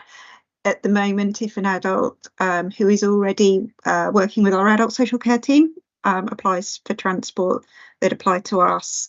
We would spend some time looking at it and then go and talk to the adult social care team to find out, yes, they're already working with the adult social care team. And this all takes a little bit of time. So what we were trying to make clear in the policy, that if you're already working with your adult social care team, go to them in the first instance, and you don't need to make 2 applications, one to us and then be redirected there. So it's trying to deal with it at first port of call. If you're not already with the adult social care team, then it's the same, come to us and we will look at it against the policy and on a case-by-case basis. Anne? I was just going to say, does it add to the burden on the social care team? Because in a way they would be applying for the transport for the vulnerable adults, children. Does it add to their work I would burden? hope not, because our response as the community transport team would be, oh, we understand you're already working with the adult care team. Actually, this case needs to be looked at by adults. That would be our current response. And then you'd be redirected to adults. So by putting it in the policy, if you're already working with the adult care team, go to them in the first instance. It's designed to help save time and be a bit clearer if you're in that situation. So there's no change in the workload for adult social care. Oh, right. Okay. Yeah. Okay. Any further comments on this matter, including from Terry or Sarah? Would people be happy to include a recommendation about the continuation of the mechanisms in place involving children's services, CTU, adult social care, to ensure that vulnerable parents are adequately supported?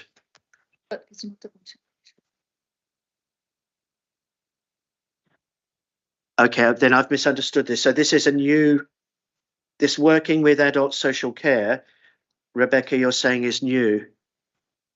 What's new is just the wording within the policy. So somebody who is already working with the adult social care team in their own circumstances, we are saying go to them first, rather than come to us, wait for us to tell you that actually you need to go to your adult social care team. So the wording is new. Okay. Terry? I think where it might need some clarity is where some, maybe it might be a new situation where a child might be needing school transport and where the parent hasn't been involved with adult social care before. Yeah. Would then the mechanism for them would be new? Yeah. And the length of wait potentially new. And I think that's one of the reasons why the wording I was suggesting, if we decide to go with a recommendation on this, is that there are robust mechanisms in place, okay, to ensure that the vulnerable parents, are also adequately supported. Now, that's whether they've been in contact with adult social care already, or whether they are new to that. So, but that the important principle, I think, is that there are robust mechanisms in place. Would anyone like to propose a recommendation along those lines? Not sure we need. Do we need to have a recommendation then, or we can just note it? I personally, I am in favour, of recommendations, but it's entirely up to you. Graham? Actually, Chair, I think this is a note rather than a recommendation. Yeah, that's fine. Is that the consensus? Yeah. Yeah. Okay, that's fine. So we'll note that, please, Lucianne. Okay. Other matters relating to the 5 to 16-year-old policy. Anne? It's probably a sort of detail, but it's saying on page 82, section 6, it seems that parents are expected to apply to their 4 nearest schools, as being the suitable schools, including ones out of borough. But I think it's implying that if they're out of borough, they will not get support for transport. Rebecca, can you explain that? I can have a look at this one, but I just wanted to ask Zoe if there is anything that she wanted to add to this one, because Zoe is our admissions person, or our admissions officer here. I think what you're asking is whether or not they would or wouldn't get transport if they're going to an out of borough school, but we would still do the distance test and the check that it's if it's the nearest suitable school and they meet the eligibility criteria, they could get transport to a school that isn't within Wokingham. Oh, I think then in that case, would you mind looking at the wording in that section 6, because it doesn't go over like that. Yeah, we can look at that. Okay, thank you. I think Sarah? Yeah, just to agree on that point, because you've got it in bold and underlined, the nearest Wokingham school, the next nearest Wokingham school, so it doesn't actually state that it could be an out of borough school. And that is confusing. Okay. So if we could tweak that wording, okay, to make it clear that this is nearest school in or out of borough. Yeah. I would say you need to add what the qualifying. It's the distance measure, is it? That it would be the qualifying factor, the nearest. So you probably need to state that it is the one based on distance rather than it being a Wokingham based school. Yeah. Yeah. Yeah, we can look at that wording and make sure that makes sense. Okay, thank you for that, Anne. Okay, other matters. Okay. Yeah, Ian. Sorry, I suggest you look at that very carefully, because I think it's dependent upon the admissions policy of the schools. We don't have the right of admissions to some of the schools that are outside the borough. I think that's a very important point. Okay, how does that affect, or how could that potentially affect what's in the proposal? The policy section here is written to align with the admissions, because the council will offer the next nearest school within Wokingham Borough. So you would receive transport to your nearest suitable school, and if you've been diverted, that will be to a Wokingham Borough school, and then that's why the policy here is saying that transport will be provided to the next nearest Wokingham Borough school, because that's what we will be able to offer you through admissions. Yeah, we so don't that's why allocate to schools in neighbouring boroughs. Yeah. Except where we have an arrangement for such as Edgeborough. Okay, does that address your Yes. your concern, Ian? Okay, anybody else on that particular issue? Okay. Other matters on the 5 to 16 policy. Anne? Well, I think there are issues where there may be a tightening up of the right to have assistance, travel assistance, when pupils change school. I think it's like managed transfers or something it's called, one thing. When it's for the welfare of the child's been moved, or because of eviction or domestic abuse or whatever, the child has had to move school or something. But I think it sounds as if they might not get assisted travel because they've made a sudden change of school. Or they might be expected to change school because of a sudden move. Even I'm not sure if the welfare where the household has had to move suddenly. I'm not sure if that welfare side of things. Okay, so I think what you're alluding to is all the various circumstances in which a child might move school, okay, during the course of their education, and what impacts that would have, on assistance. My own feeling was that was addressed in the policy document, but I don't know if Zoe or Rebecca, you have a comment on that? It would be useful to know exactly which part of the policy you're referring to. Not be looking at the ideal example, but at the bottom of item 7 on page 83. Okay, so that's 83 in the agenda pack, is it, or in the? Yes, okay, or in the policy documents. Okay, yeah, I think it is addressed on page 96. Yeah. That there are a selection of criteria on pages 96 and 97. To 96. Yeah. Right. Yeah. Okay. Yeah, I mean, there's That's just for clarification purposes. That's not an actual change to the policy. We just put that in there for extra clarification. okay. Anything more on that, Anne? Well, just that, has there been no change in this issue of the nearest suitable school that would affect those welfare, those sudden changes of home? Expressing myself very well, but has this nearest suitable school criterion changed at all in a way that would affect these welfare situations? No. Sarah? I think Anne might be slightly confused with a managed move and the welfare. They're two slightly different things. So a managed move will be when a child isn't coping in one particular school, and a school will do an exchange of pupils in order to prevent exclusion, which is slightly different to, I think, the welfare point you were making.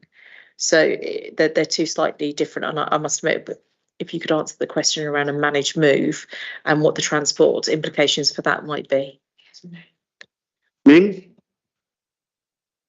Thank you, Chair. I just like to point out that there's no proposed change in the two scenarios. Number one is about managed moved. That's what Sarah correctly described. When a child have a difficulty in one school, the school feel there's a need to collaborate with another school to see whether the child will benefit from moving to another school or not. And the second scenario about welfare of the family, I think there's no change in the proposed change in the proposed policy. Okay. Just Okay, like thank you. point out. Okay, and can I ask, is that your understanding from Send Voices as well? I think the only clarity we would like is around the nearest suitable school thing again. So it's back to that nearest suitable, and if a managed move was to happen, how would that nearest suitable school be defined for that young person? We can pick up the point. Yeah, yeah. I think that policy already is already in current current policy, like school when a vulnerable a child needs support to move to another school. That already in current policy, but we will look at it again, yeah, to make sure that's in place. Please. Andrew, sorry. No, okay. Right. Okay, other matters in the 5 to 16 policy document.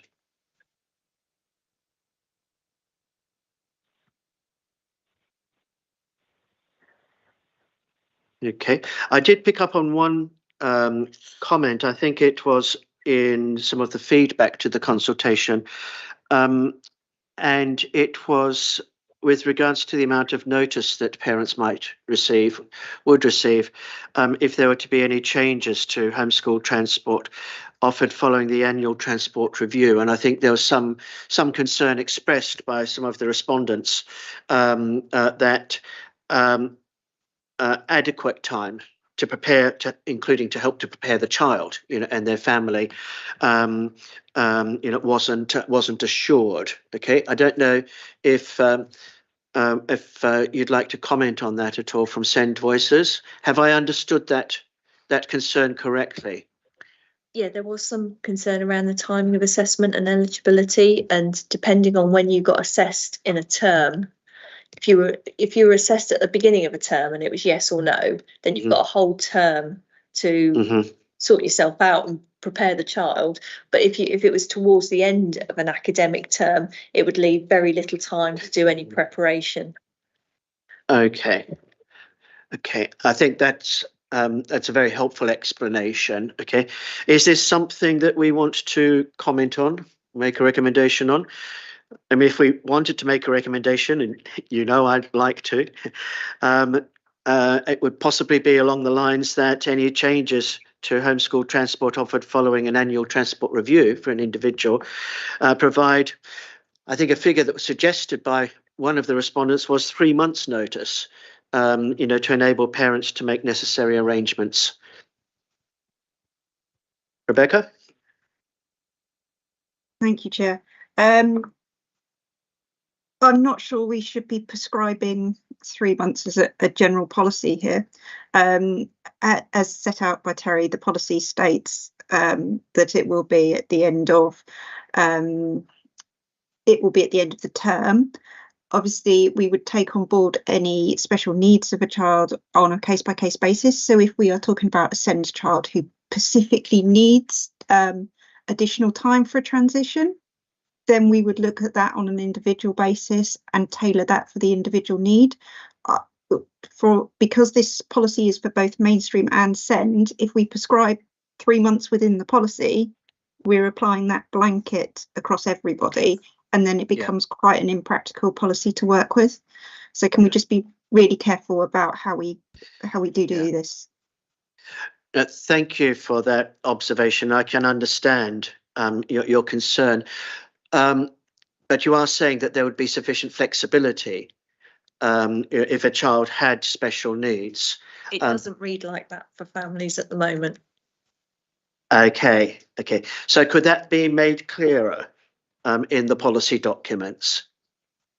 Is that possible, Rebecca? I think we could look at the wording, possibly. We wouldn't prescribe any sort of period.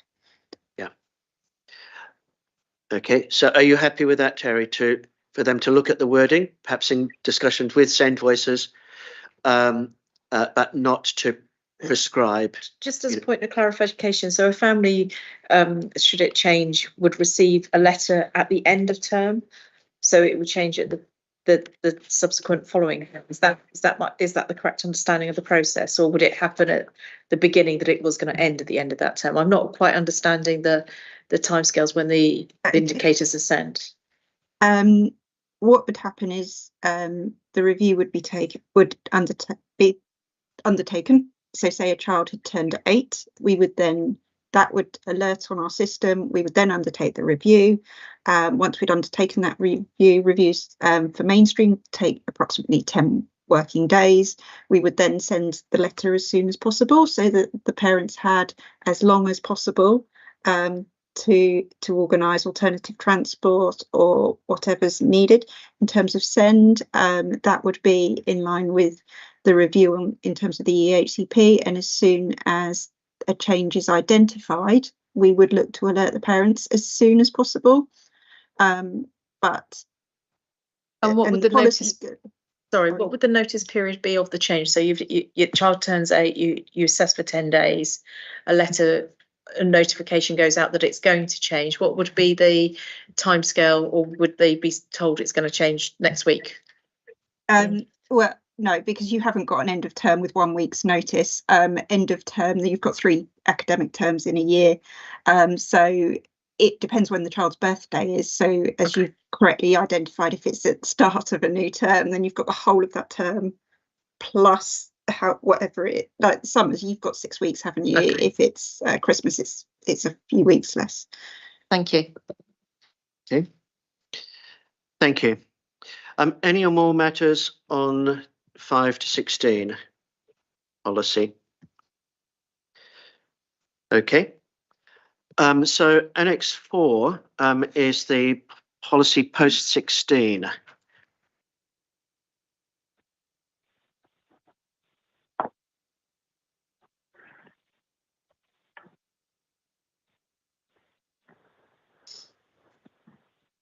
Yep. I think that would be a very good idea. Okay, so if we can take a recess for about 5 minutes, a comfort break, okay, and then we'll resume.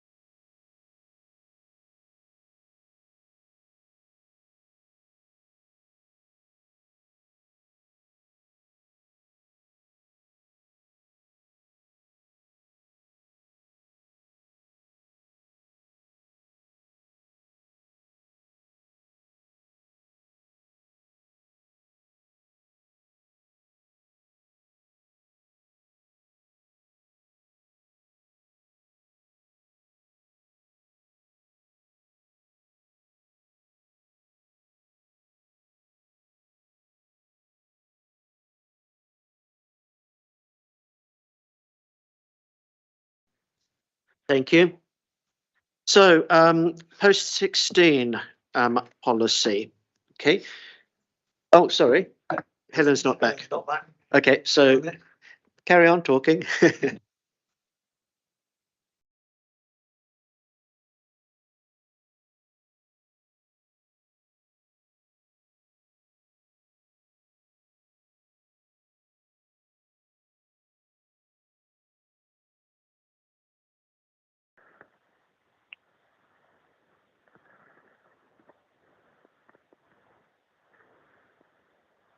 Right. Okay, if we can resume now, please.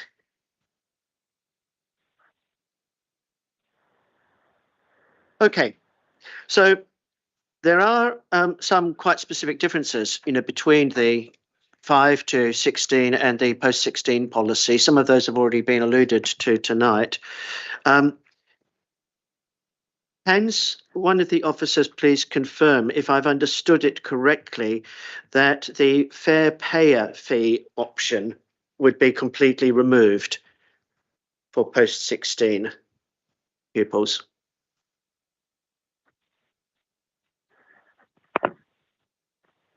Yes, that's correct.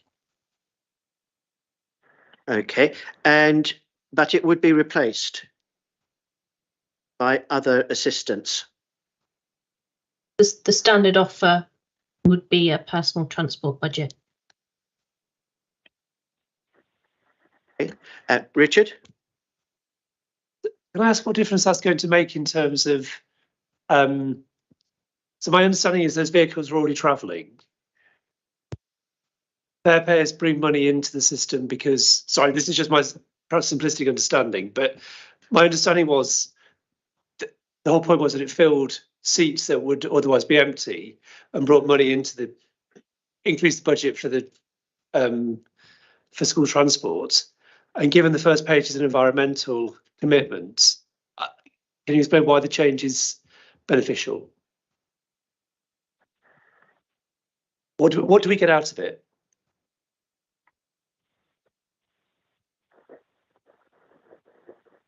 Rebecca or Zoe?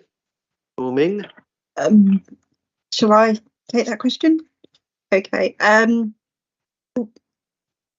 situation described isn't quite what's happening. The fair payer element of post 16 is something which a post 16 family would pay on an annual basis, and then the transport would be arranged. That doesn't necessarily mean that transport is already running. It may be additional transport. So if there are vacant seats, we may well, if that's cost effective, what we would do is we would still use those vacant seats for post 16. We just wouldn't charge. So actually, as we discussed with Send Voices earlier, there is a benefit there, and maybe we haven't made that clear enough. But what we would say is that those vacant seats won't always be an option for everyone. And our standard offer is the personal budget. Richard, a supplementary question? Of course. Ming? Just once again, on back of what Zoe just said and Rebecca said, is we don't want to today in the policy, the fair pay is still there. That's what Zoe means. Let's stop. We stop saying that offer. But that individual cases that makes sense. Other alternative, including fair paying, just our transport taxi is available there. That can still be made available. Either let's go back to our first point when we have an early discussion about individual case, individual circumstances, but we don't want to blanket offer a fair paying system. Let's stop. That's what we mean. Stop. As a system, automatically people entitled to the fair paying system. So there are still some flexibility for alternative provision for in exceptional cases. Can I just ask for clarification? If it was a child, for instance, with at very high level needs, requiring individualized accompanied transport, would that currently, the cost of that currently be considered under the fair pay a fee option? And the reason why I'm asking this is that, you know, if you replace the fair paying fee option, if you remove that and replace it with a personal transport budget, what guarantee would there be that the personal transport budget would ensure that that young person would be able to continue with their education potentially up to the age of 25?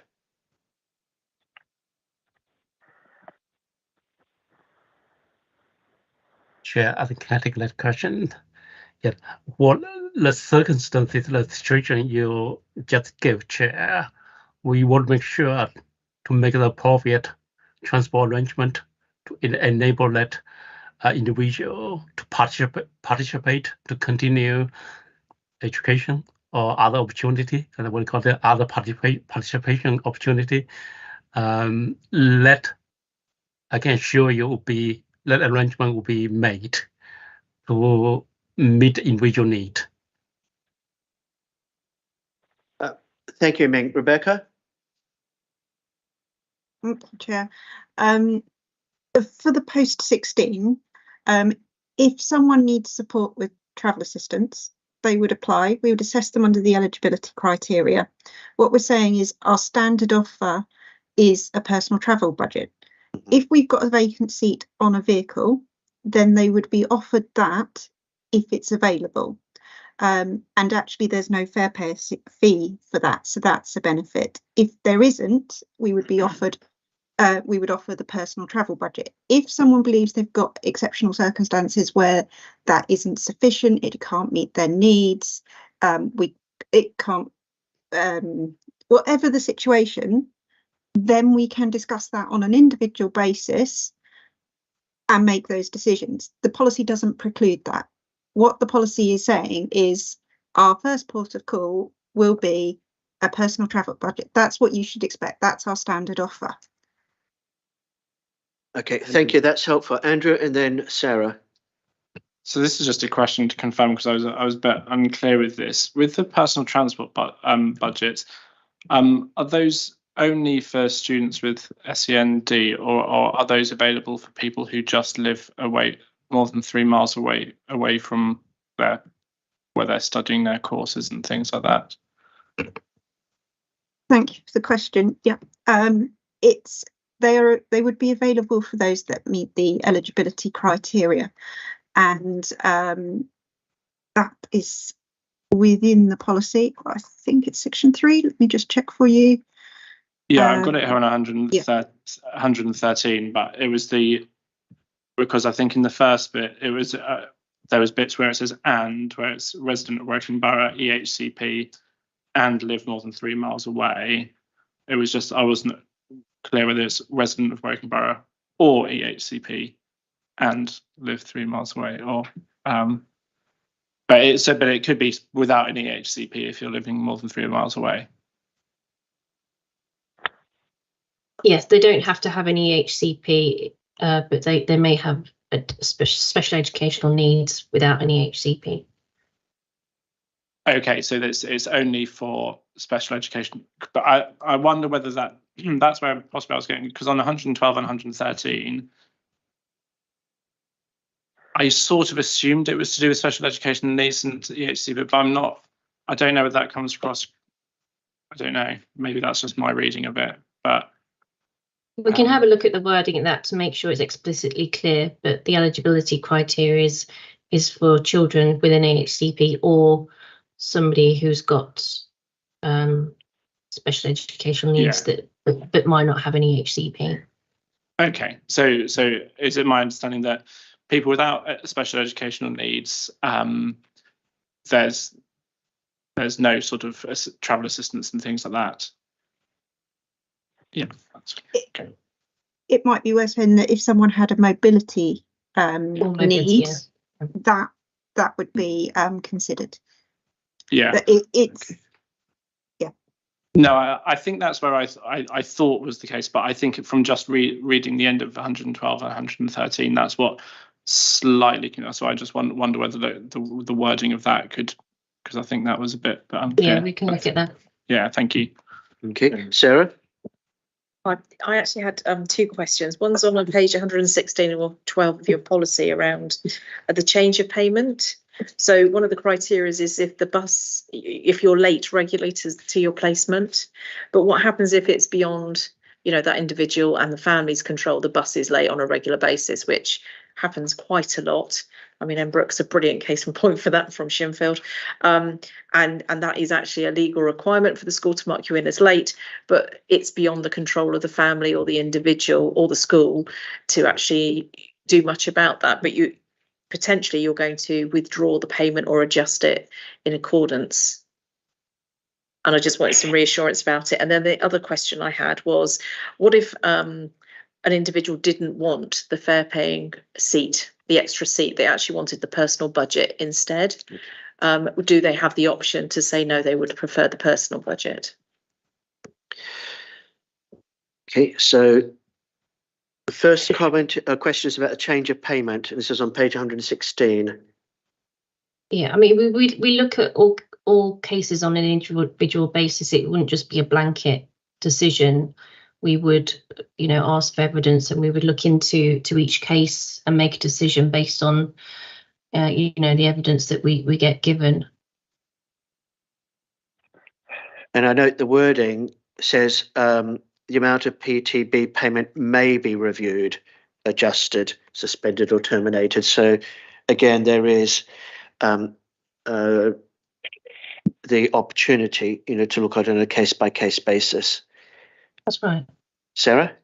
I just think that should be really clear that it will be looked at on a case-by-case basis, because I know that many families will look at that and go, but I have no control over the buses. Is that, it costs £500 or whatever it is for the bus pass. Is that going to be taken away from me? And I think in this time where money is tight, I think that needs to be really clear to families that they're not going to then be picking up a £500 bill or having to pay back funds. Yeah. So perhaps I wonder, sorry, Rebecca, if we could say the amount of PTB payment may be on a case-by-case basis reviewed, adjusted, and then the rest of that sentence. Is it possible to look at that, and would that address your concern, Sarah? I think, I don't know, Terry might have a thought on this. I think there needs a little bit of a caveat that it does need to be a really serious situation that this would happen in, that, a bus being regularly late because there are roadworks or, something has happened isn't going to result in any financial issues for the family. All right, can I just say that? Ian? I want loads to put Latin in it, but what about suppose we put something like force majeure will be taken into consideration? So I'm worried about using it. Yes. Like you say, in other words, it's beyond what I'm wrong, isn't it? Okay, I think the point's been made there, and if we can leave that with you, Zoe and Rebecca. The second point that you made, Sarah, sorry, I've forgotten. Just to add to that, the attendance as well, if there are medical reasons as well, Yeah, because a lot of our FEM pupils can't attend as high as that. The second question was, if the individual didn't want one of the fee-paying seats, were they able to opt for the personal budget instead, or would that be enforced upon them? Okay, Zoe or Rebecca? We would offer, our offer would be what is the most cost-effective means, and if that is the most cost-effective means, then that's what the offer would be. Okay. Response? I was just going to say, well, how would that fit in with the preparing for adulthood and independence moving forward if they weren't given the opportunity to navigate public transport or however they were choosing to get to school or their placement?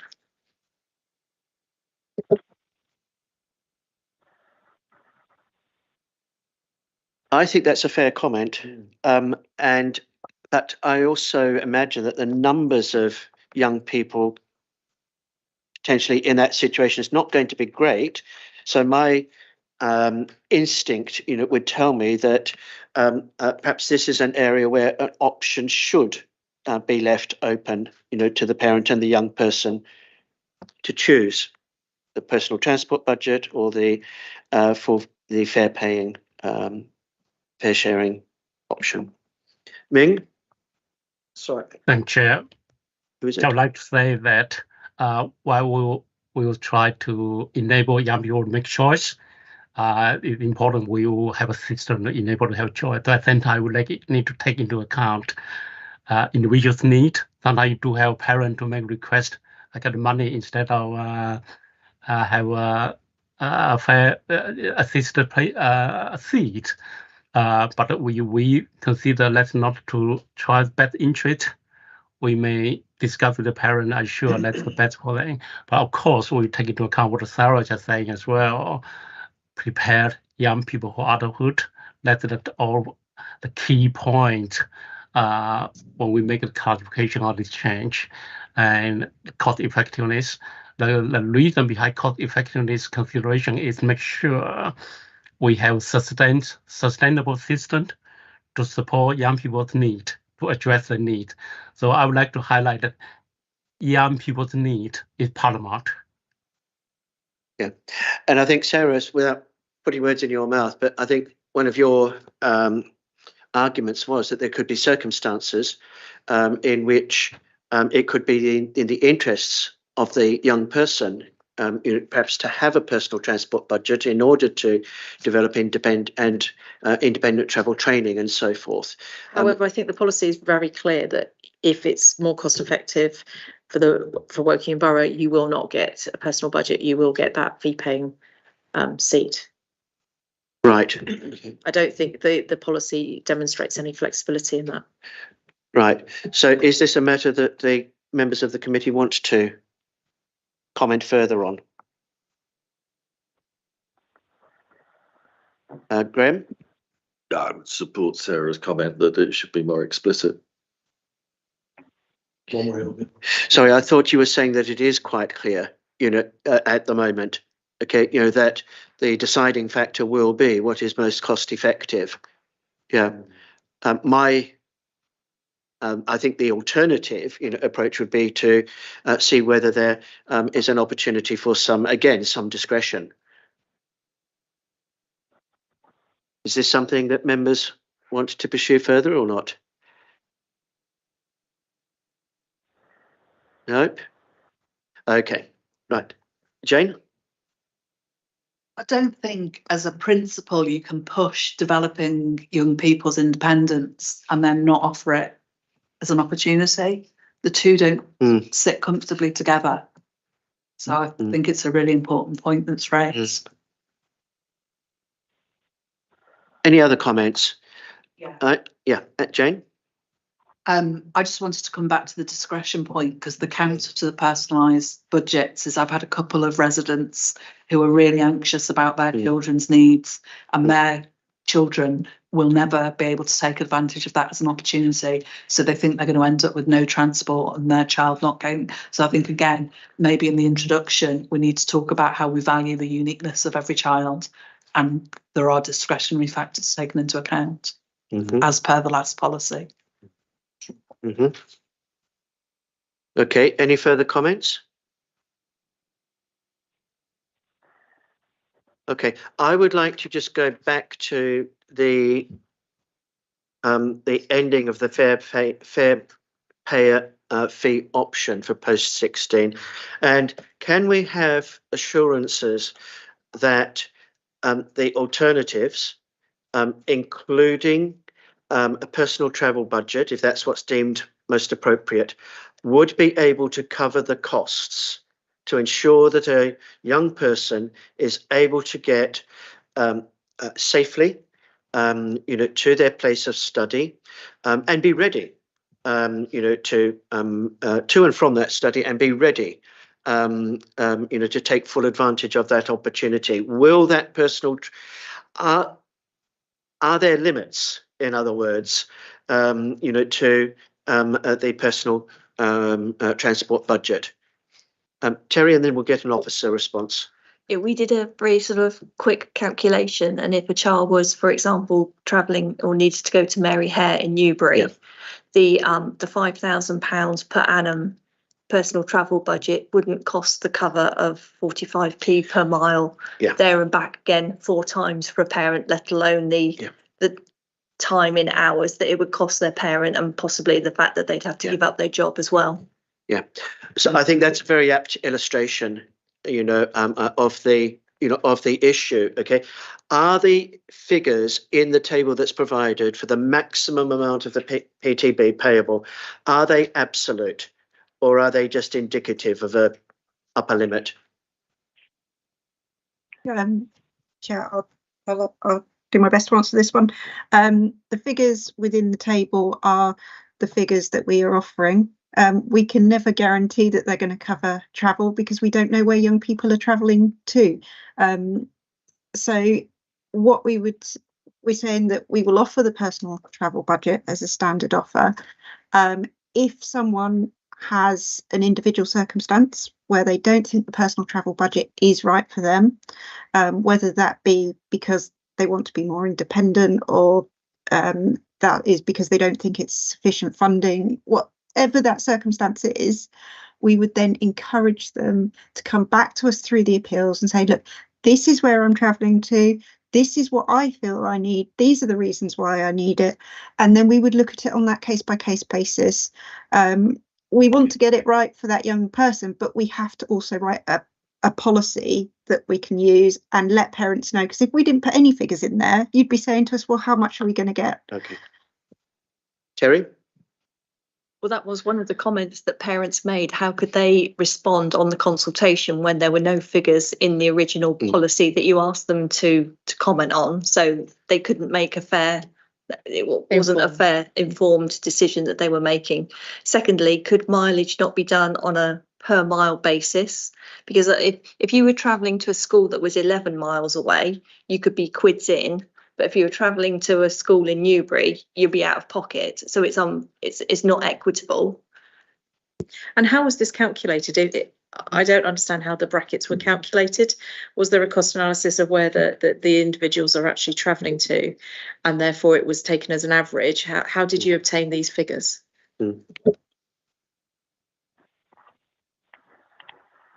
Rebecca or Ming? Zoe? These figures Sorry, were sorry, I forgot to unmute, Chair. Thank you. Yeah, we'll take this point and then we'll look at the finance option to see any benchmarking, any better benchmarking system we have, and also at the same time being transparent, being open to the parent. Yeah, we will take this point back to look at, to review the figure. Sorry, Ming, you were really hard to hear. I haven't quite understood how that you calculated those figures. Would you mind repeating it? Well, I couldn't answer the question. I think Rebecca is in better position to answer how to calculate the question. What I was saying that we can take your point back. We can look at review the way we calculate our figure. Yeah.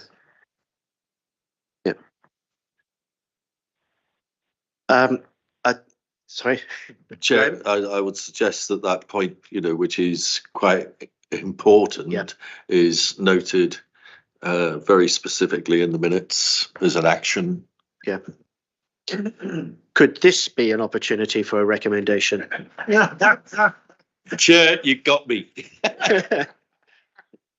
Okay, so a recommendation along the lines, that what page is this on? Because I've been working off different documents. Okay, 126. Thank you.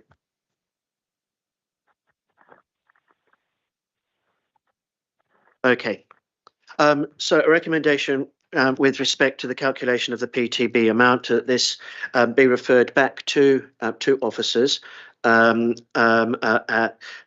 review and an explanation, okay, of how PTB budget payments are calculated. Could there be an extra caveat to that will actually cover the costs of the average place? Yes, absolutely. Yes, thank you. Yes, I like that wording, with the objective of covering, all related costs. Yeah. Is everybody happy with the recommendation along those lines? Okay. So we need to vote. So those in favour? Okay. Against and abstentions. So thank you. Okay, Rebecca, yes, thank you. Thank you. I was just going to say that these personalised travel budgets and the amounts and the mileage have been benchmarked against other authorities, and they are standard across the industry. So, for example, West Berkshire use exactly the same as do Kent and a number of other authorities across the country. Okay, that's really good to know. I think that we've added this additional caveat, though, that we want assurances, that the money is available, will be sufficient to cover, all transport costs. Yeah. I think the challenge to that from me would be that our post-16 provision is very different in Wokingham to some of the other local authorities that you may have been looking at. Yeah, thanks for that point. Yeah. Okay. Moving on to other matters with post-16 policy. We've still got the thorny issue of suitable schools. You're nodding your head, Phil. Do you want to kick off the discussion on this? Okay, well, why not? I think that I'm looking for some reassurance, because I actually find, like some other areas, that what it says in 112, 113 has some contradictory elements to it. So it says that if you're studying at a school that's under the age of 19 and you're studying a particular subject, it then says if you continue after that, after the age of 19, that you would still receive some support in your transport to that area. And it then, in the criteria, one of the criteria is the school or college you're attending is the nearest school to offer the course. But then further down, it gives some clarification, which says if you're choosing to study a course which is not offered by your nearest college or educational setting, you're not normally qualified for assistance. So that confuses me, firstly. The second thing that I would want some reassurance on is that what I'm desperately looking for the wording, but it's something like educational needs of the child, of the young person rather, at that age. Now, I want some reassurance that if someone, for example, and I know this from a family member, has a specific ability in music, and let's just say music is not available at the nearest school as determined under these criteria, does that need for a music course become part of the educational need? And I need that clarified, because it doesn't clarify here for me. Thank you, Phil. Would one of the officers like to respond to that? And I should say again that we're finding it really quite hard to hear all of the people who are speaking online. So if you could speak up, it would help us, because it's quite difficult for us to hear.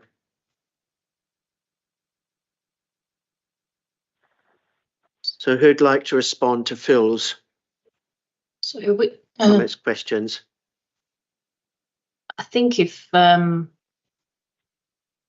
got it right, just to clarify, if parents choose to send their young person to a school or college which isn't the nearest suitable setting, then we would not normally provide transport. So it's down to parental preference. Roger? Phil, yeah. I'm not sure if I'm... I think what I'm asking is, some clarification, when you say the nearest suitable setting, it talks about the suitable level of study in accordance with the young person's educational needs. Now, if that young person is particularly almost to the exclusion of everything else, gifted in a particular area, and this does happen often with certain conditions that they may be experiencing, does that condition become, or does that skill or ability become part of their educational need for the purpose of that definition? Because if it doesn't, then what you're basically saying is, regardless of where your talents might lie, because of the needs that you have as someone with special educational needs, for example, that you have to go and study a different subject, which doesn't seem to me to be conducive to the best education for that child and transition into adulthood. Yeah. Thank you, Phil. Ming. Thank you, Chair. I think it's quite a theoretical topic. The council have finite budget to deliver the statutory transport duty, while try our best also to make discretionary arrangement. So in terms of broader educational needs, I do not think the council's transport budget to cover the need of broader education preference or individual educational need. But you let needs so important individual that may affect the young persons preparing for adulthood, etc. That be part of SEND assessment, part of that will be taken into account. But your parents think, I think all young people believe they have talent in a particular area, either tennis or music or some area. The transport will not cover that broad area educational need.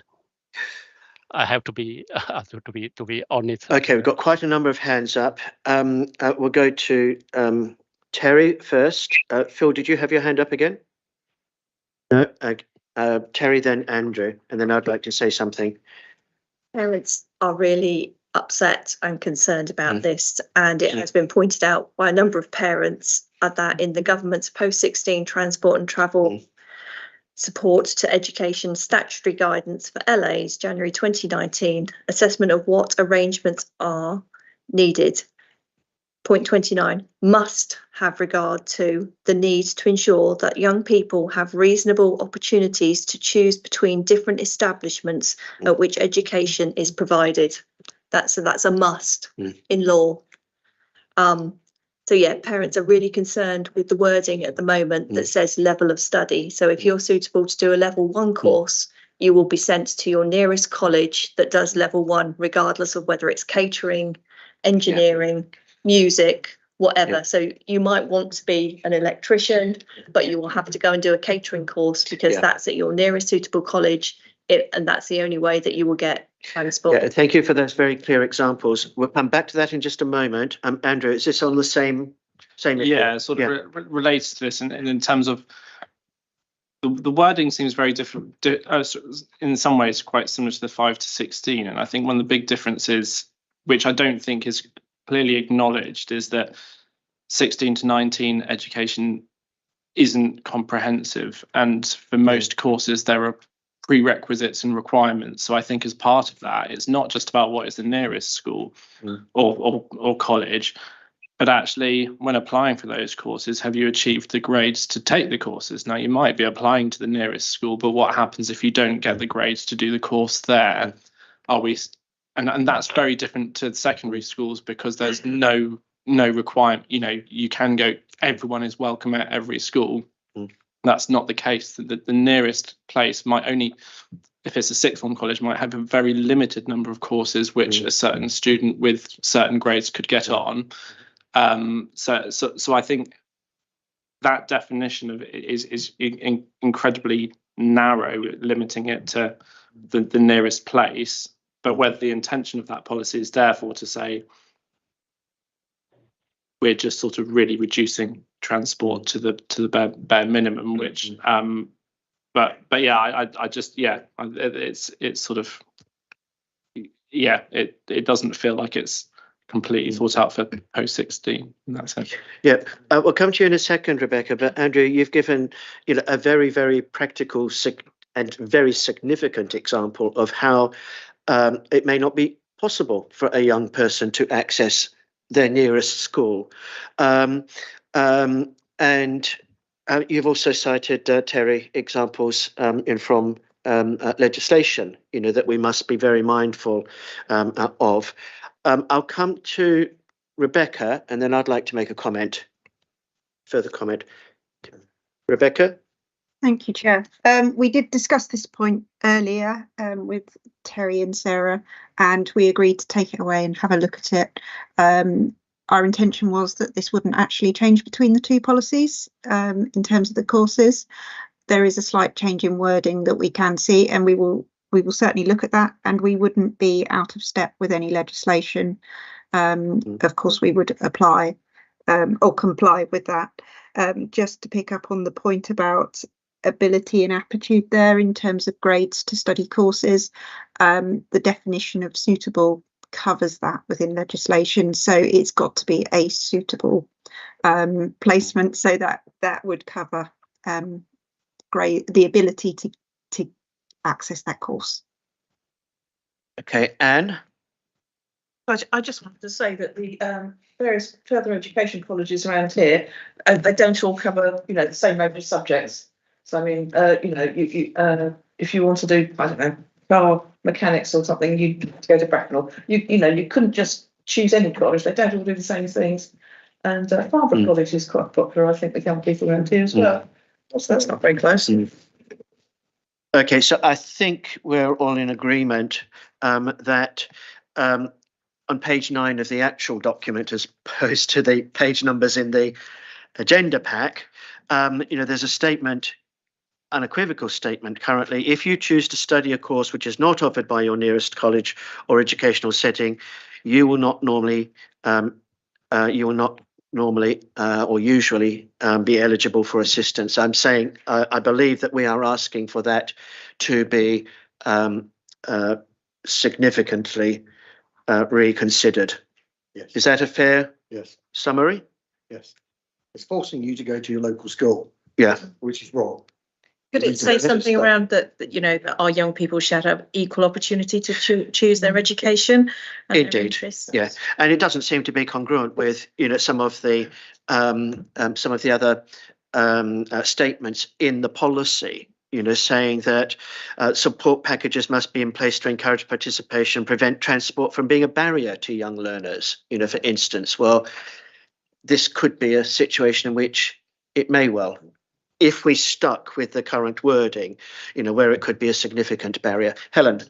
Yes, it may be Rebecca was going to come in on the same point. But I think just to refer us back to what was said earlier, the policy hasn't changed, and we've agreed to actually take the wording away and come back with a revision there. So I really want to be clear on that point. Thank you. Okay. Sorry, Ian first. Can we just clarify that means you might well be changing this policy? Because this I don't know. is the policy I think we're looking to change. The policy hasn't changed. It's the wording that we need to look at in more detail. Sorry, we are looking for the wording. We are looking for the policy to be changed because this is limiting people's opportunity. I don't know if an officer who's more technically involved wishes to come in. Thank you.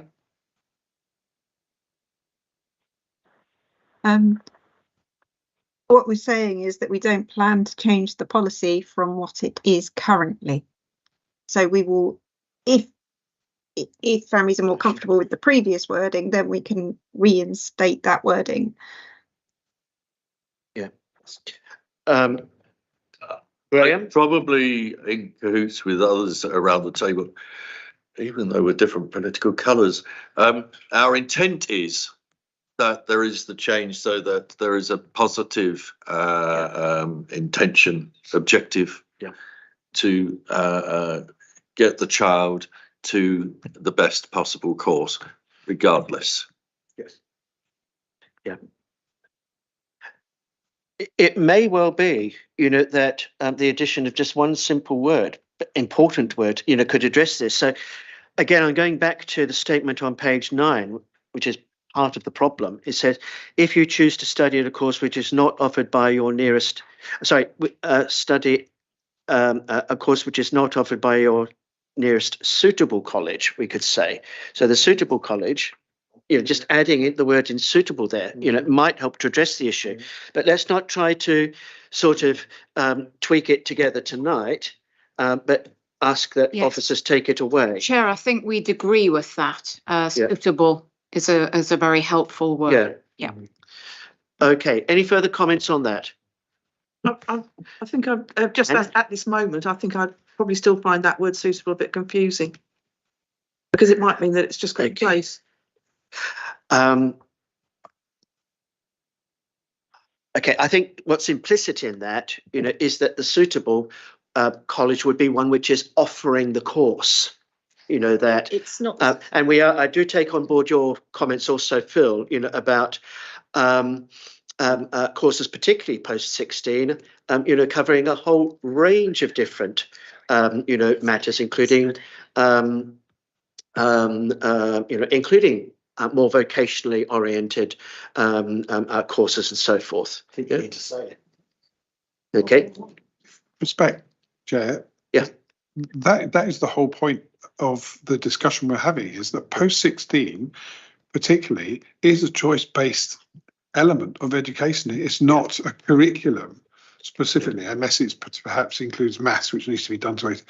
It's not a curriculum that needs to be followed. It's aimed to be tailored to the skills and abilities and interests of the person, and that doesn't change whether someone's got any special educational needs or not. And I don't think that it should be implied that it should change. And if there is legislation, perhaps we're worrying about wording where the legislation is already going to drive the correct wording anyway. Okay, Terry? I think it's the thing that we're concerned about is on page 113 or page 9, whichever one you're looking at, and it's the starred paragraph in bold at the bottom, second line down, that says suitable level of study. Yeah. It's the level of study, which is the because that implies that you will have to do a level 1 course. Yeah. Regardless of whether it's the course you want to do. What if we change the word from level to such?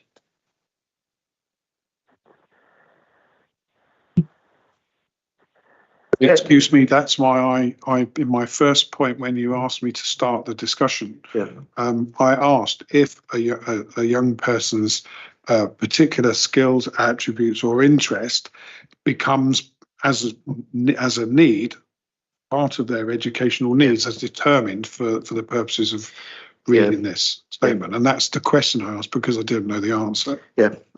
I'm hesitating to try to sort of agree wordings now, but it might be, and we've agreed that it will be taken away and the wording will be carefully considered. One possibility though might be, rather than talking about, certainly not talking about levels of study or courses, but it might be a program, of further education or something along those lines. And program, can encompass a wide range, of different matters.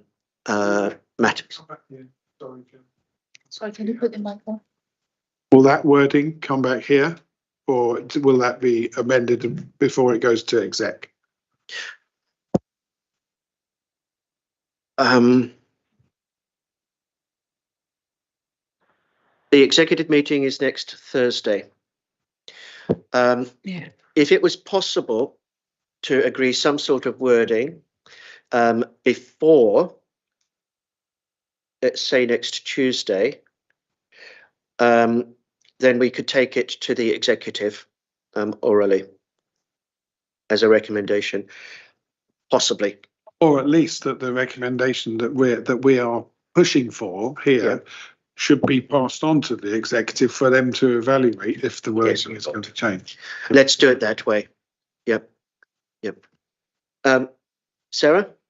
Sorry, it's just to try and answer Phil's question a little bit, because I think there's a difference between providing an education in terms of preparing for adulthood and giving life skills, and also providing that educational academic ability in particular key subjects. So I think the two can get a bit muddied, because you might actually have an individual that needs a lot of life skill training, but then, you know, music might then be seen as a hobby, as an add-on to that. So, and that's where it gets a bit complicated around what families are choosing and young people are choosing in terms of what they want to study post 16. So there, you do have to balance out a little bit what they need for preparing for adulthood in that sense, and also what they can do academically and what they would like to study and pursue as a career. So it's a program of study and preparation for adulthood. Yeah. Okay. I think because this is you know, a matter that I think we're all in very strong agreement on, I would like to propose again that we make a recommendation that I can take to the executive next week. Yeah, Richard? Oh, sorry, Rebecca. Yeah. Yeah. I just wanted to I guess make a point in that the policy that we have in front of us isn't intentionally designed to change from the policy we had. I thought you were bringing it to overview and scrutiny to look at any policy changes. It's sounding to me a little bit like we are creating a policy as overview and scrutiny here to go forward to executive. Is that right?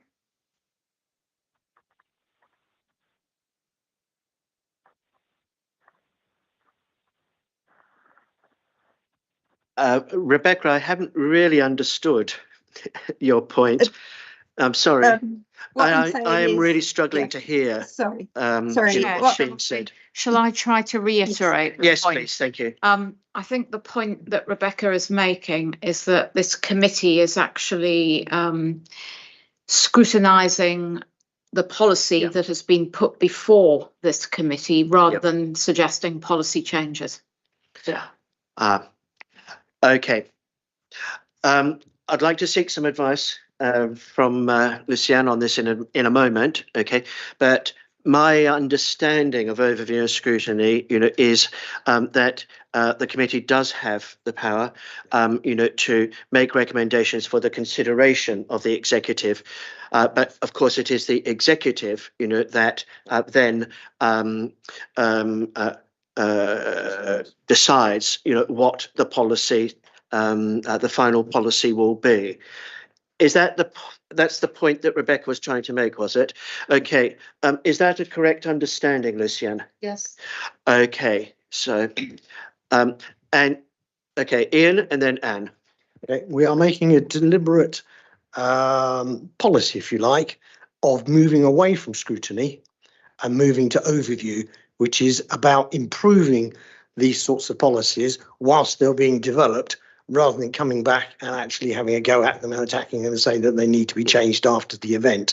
So we're doing this very definitely in an overview mode at the moment, saying we want this improved before it gets to final decision by executive. Perfectly permissible.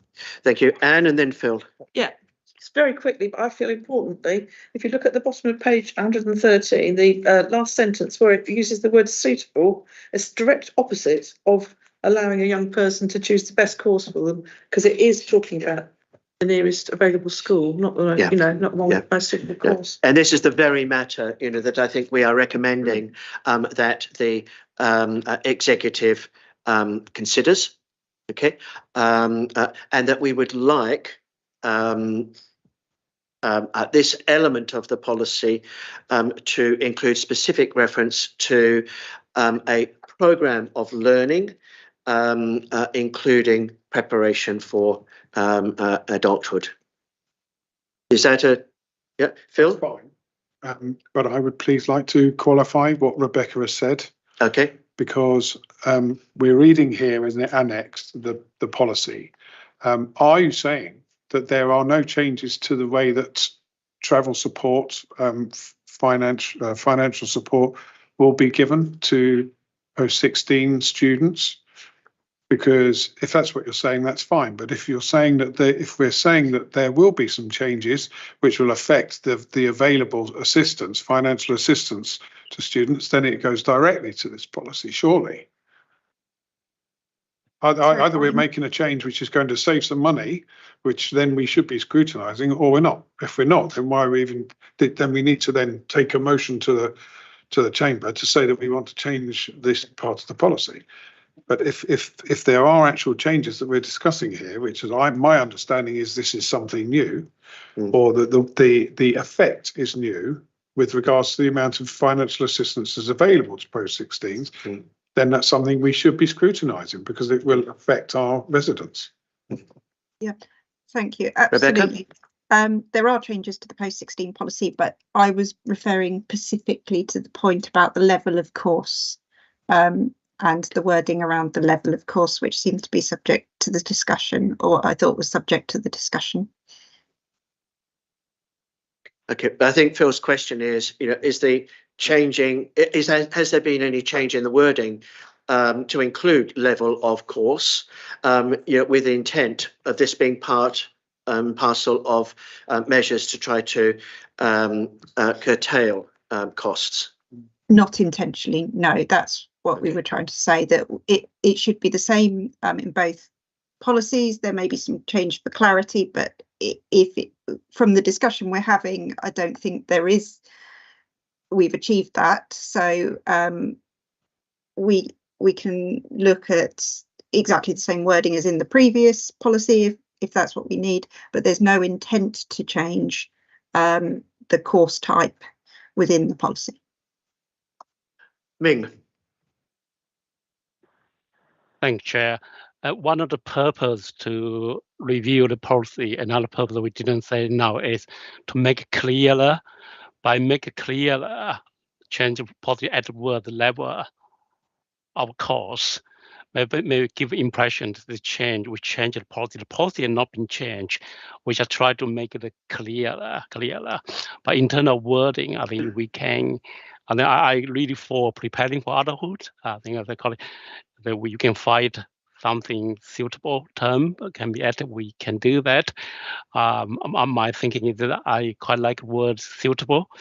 Suitable at same when we talk about compulsory education, same suitable education for individuals to individuals' ability and age, etc. I think for this, of course, post-16 will be suitable, most suitable courses, programming of courses, whatever term we're going to use for preparing for adulthood. I think we can work on that line. No change to the policy. We just try to make it clearer in the proposed new document. I just want to clarify that.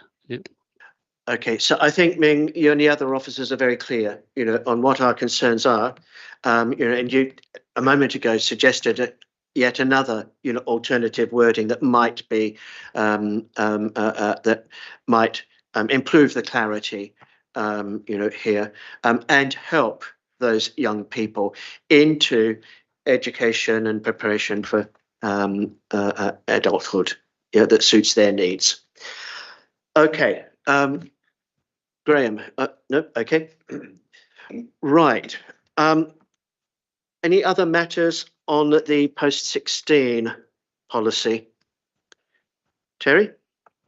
Yeah, we have some concerns that we discussed this afternoon. Terry, could you also speak up a little bit? Sorry. Yeah. Concerns around the travel training. Yep. And what that consists of. Yep. Because again, parents weren't able to make an informed decision in response to the survey about that because there was no information in there about what it would cover, what the benefits are, how many young people it would affect. Loads of questions about that. Okay. Terry, can I ask, do you feel that in the policy documents that some of that information is now being addressed? Okay. So an officer response to that? Will there be specific communications about the independent travel training before this has progressed?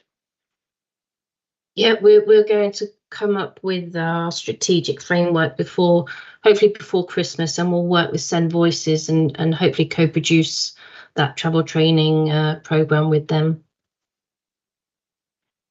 Sarah? One of our main concerns is around the timescale of delivery for this. If individuals are going to start September, we did raise this afternoon as well at our meeting. The children, the young people need that training to be in the summer term. So they've got 2 terms with which to sort it out and get it in place to ensure that those individuals are fully travel trained to start ready in September. And my recollection is that typically the travel training would last for 12 weeks. I think that's specified in one of the documents, but regardless of whether that's correct or not, your issue of timing, is absolutely, is absolutely vital. Yeah.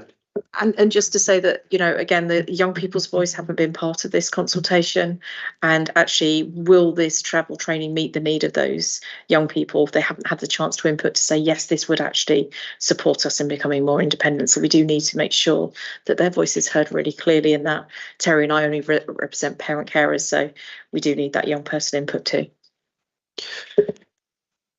Okay, any officer response to that? I think, Chair, we note we had a very helpful conversation this afternoon. We note the points that have been made. We really want to co-produce. Yeah. And we hear equally the need for young people's voice and for young people to be involved in this. So yeah, we're absolutely hearing the concerns, and we want this offer to be up and running as quickly as possible. In a co-produced way. Good. And I'm very pleased to hear that phrase co-production, because it is something that the borough has done before very successfully. So, Phil? Well, I just wanted to say that I hear what's been said, and it should be noted, clearly noted, that that's what's happened, because of course others in the scrutiny committee weren't party to those conversations, so we want to make sure that we support what has been brought to us tonight, and that it's noted in the minutes of what we've discussed in scrutiny. Yeah. Okay, so is it sufficient for us to simply note that, or do we want to make a recommendation supporting a co-production of a independent travel assistance training? I think that would make families feel a lot easier, as well as the children and young people, so they'd have. Say that again. I think it would help with ownership and to reduce some of that anxiety around what this travel training is going to entail. If you do good co-production, you have your young people on board as well as your families. Yeah. So can we make that as a recommendation? That we support the offer of Send Voices and of officers to work on co-production, of the ITT. Yeah. Those in favour? Thank you. Good. Other matters? Sorry. Yeah. What did he say? Time to get home. Huh? Well, we didn't get thrown out in a minute anyway. We can keep going till 10:30. Yeah. Is that correct? Yes. Yeah. It's not a target. No. No. Am I right in saying that we do we actually have to agree to continue? No. Okay. So we can, according to the Constitution, continue until 10:30, but then we have to end the meeting at that time. Okay. Terry. Sorry, another one about the post-17 that we don't feel is clear in the policy at the moment is if a personal budget doesn't work for your family and travel training doesn't work, how will the young person get to their post-16 place of education? Okay. Okay. Who would like to respond to that? Again, that is what the appeals process would be for, and we would encourage parents to go down that route and bring their case to appeal, so we can look at it on a case-by-case basis. Terry or Sarah?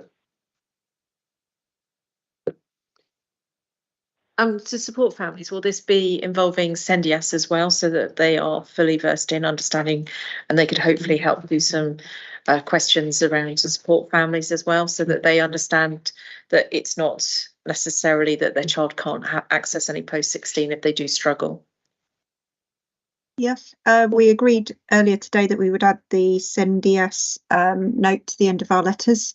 So we will signpost to CSO&S that the appeals process, anybody who appeals is allowed to take the advice of a third party and are able to bring them into an appeal if they need to or want to. Thank you. Terry? The way that parents are reading it at the moment is that it's an either or. You either take the personal budget or you do the travel training, and there isn't another option. It isn't made clear in the policy that will be, the appeals will be a third option to go to. I know it's at the end of the document, but the way parents are reading it at the moment is it's an either or your child doesn't go to post 16. I think we can probably make it clear, but it does state that the standard offer will be a personal transport budget, and although requests for traditional transport methods will be considered on a case-by-case basis. So whilst it is in the policy, we could try and make that clearer. Okay, and the phrase you've just used, traditional transport methods, may be considered on a case-by-case basis. What precisely is the traditional transport methods? The council operated transport that we commission ourselves. Okay, Terry? That would probably be clearer wording for parents to understand rather than the wording that's in the policy at the moment. Good. Is that helpful, Zoe and Rebecca? Yeah, so it says council organised transport in the policy. Okay. Are you saying that's not clear? Okay, no, so if it's already saying council operated or arranged transport, you'll be happy with that?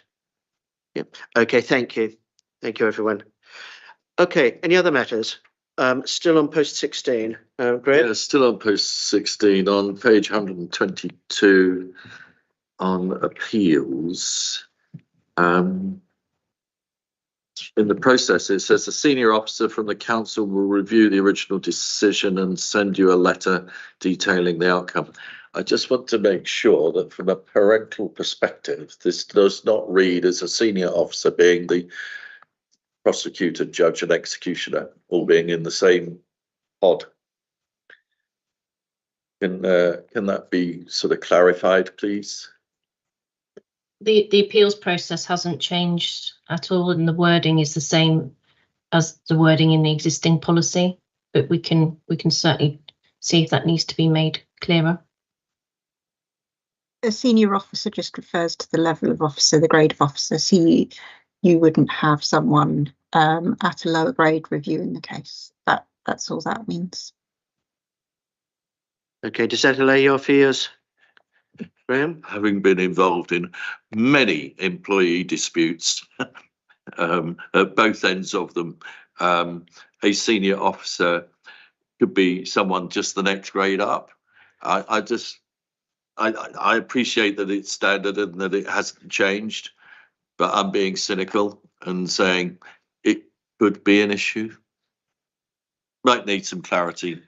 You know, if the judgment again, if that could perhaps be taken away and had a look at, if you're happy with that, Graham. Okay, anything else on the post 16?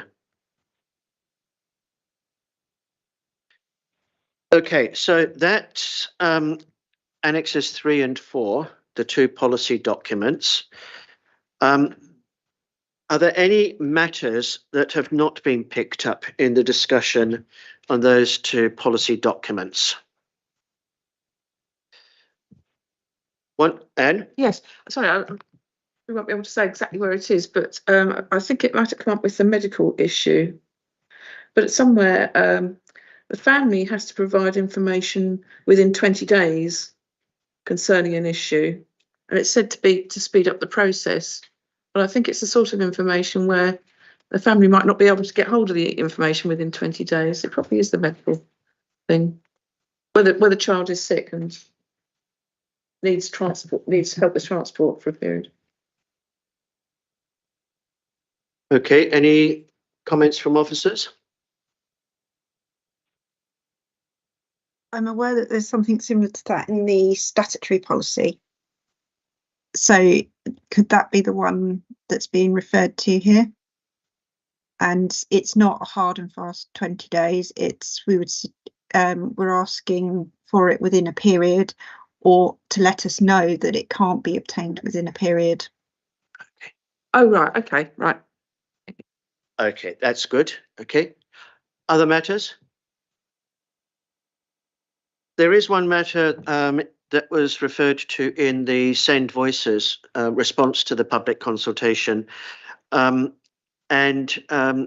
Voices raised some concerns about the difficulties that some of the respondents, or people who tried to respond to the consultation, I think on the final Thursday and Friday of the consultation period, had difficulties with recording their responses. I think for the information of the committee, it would be really helpful for us to know exactly what the nature of that problem was, and how it has been addressed, and then also Send Voices, anything that Send Voices would like to add on that specific matter, because I believe it may have caused some anxiety amongst some parents and carers. Yes, they did. We were made aware of there being a possible technical issue on the day the consultation ended, which we looked into, and there didn't appear to be a problem on our end. But what we did do is give the opportunity for any of those families who felt that they couldn't access the consultation to write in after the consultation had ended, so that we could include them as part of this. So they were still given the opportunity to respond outside of that consultation period if they felt that they couldn't respond on that day that the problems were being experienced. Yeah, thanks for that. So, do you have anything to add? Yes, I was sent a PDF. Okay, could we just speak up a little Sorry, bit, please? I was sent a PDF, which I was told I could send out to families, and they had to respond within 24 hours. So that would have meant that I had to send them the PDF. They would have had to download, had to print it out, fill it in by hand, scan it, and then send it back on the first day of the school summer holidays, when they would have had caring responsibilities for their young person. So I don't think that was really a fair opportunity for them to have their say. Okay, but Zoe, you're saying that you did accept responses outside of that extended period? It was on the Monday. It was on the Monday, and okay. It had to be back by the Tuesday. Okay.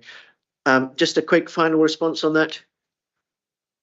Yeah, just that we did open it back up, and we did give everybody the opportunity to contact us if they needed to. Okay, even beyond the Monday. Yeah. No. Okay. That wasn't my understanding. I was told very explicitly by the lady from the I can't remember the name of the group that do the surveys, that it had to be back by 4 p.m. on the Tuesday, and that was it. End of. Well, it seems as though there's a learning lesson there. I do hope that if responses came in after after the Tuesday, that they were that they were considered. Helen? Yes, Chair, and I think the whole committee, we really do want parents and carers to have their views heard, but I just want to take us back, and we regret what happened, the experience there, but there was a huge communication trail about this consultation. We emailed all the families who currently had a child receiving transport, where we had email addresses. If we didn't have an email address, we posted a letter. When we sent bus passes out, we included a line in the letter. We did various news releases, 3 articles in the general e-newsletter, articles in education news and traffic and travel e-newsletter, direct communication to schools. So really just giving a host, we tried very hard, but we appreciate there were some issues on that particular day. Yeah, well, thank you for that information, and I'm sure that we all appreciate and understand, that the officers do always try very, very hard, indeed, and we appreciate that. But as I say, there are learning lessons, from this. Okay, any other matters? I have one more with respect to the equality impact assessment, and one group of people who are mentioned in the equality impact assessment are families on low income. Now, we talked a little bit about, I think we talked a little bit about sort of the criteria that are used for assessing this, and they're very standardized criteria. It is a hugely problematic area, particularly in the current climate, and I believe this came out in some of the responses to the public consultation, with many families with low disposable income, as opposed to gross income, who may really be struggling with homeschool transport costs. Okay, so this does concern me from an equalities point of view, and it is acknowledged, in the equalities impact statement. But personally, there is a mention, that one response to this would be to signpost parents and carers, to sources of support if they're struggling to pay for school transport. I would like to see that made very, very explicit, that we recognise, given particularly difficult circumstances now, which are not likely to abate, for some time, that we are very, very explicit, in providing careful, tailored signposting to parents, who are struggling with paying for homeschool transport. One of the main issues that we're seeing now is not, yes, the low income families are impacted. I can't remember who did it. I think it might be the lady from Cowshed was talking about it, but the medium ones, or the ones, the tier just above that, who have naturally always just about kept their heads above water, are now really struggling. So that low income criteria would exclude them. Indeed. And I think that's my biggest worry, is that they are an expanding cohort of families that are becoming more and more vulnerable. Indeed. And they don't fit these criteria. Indeed.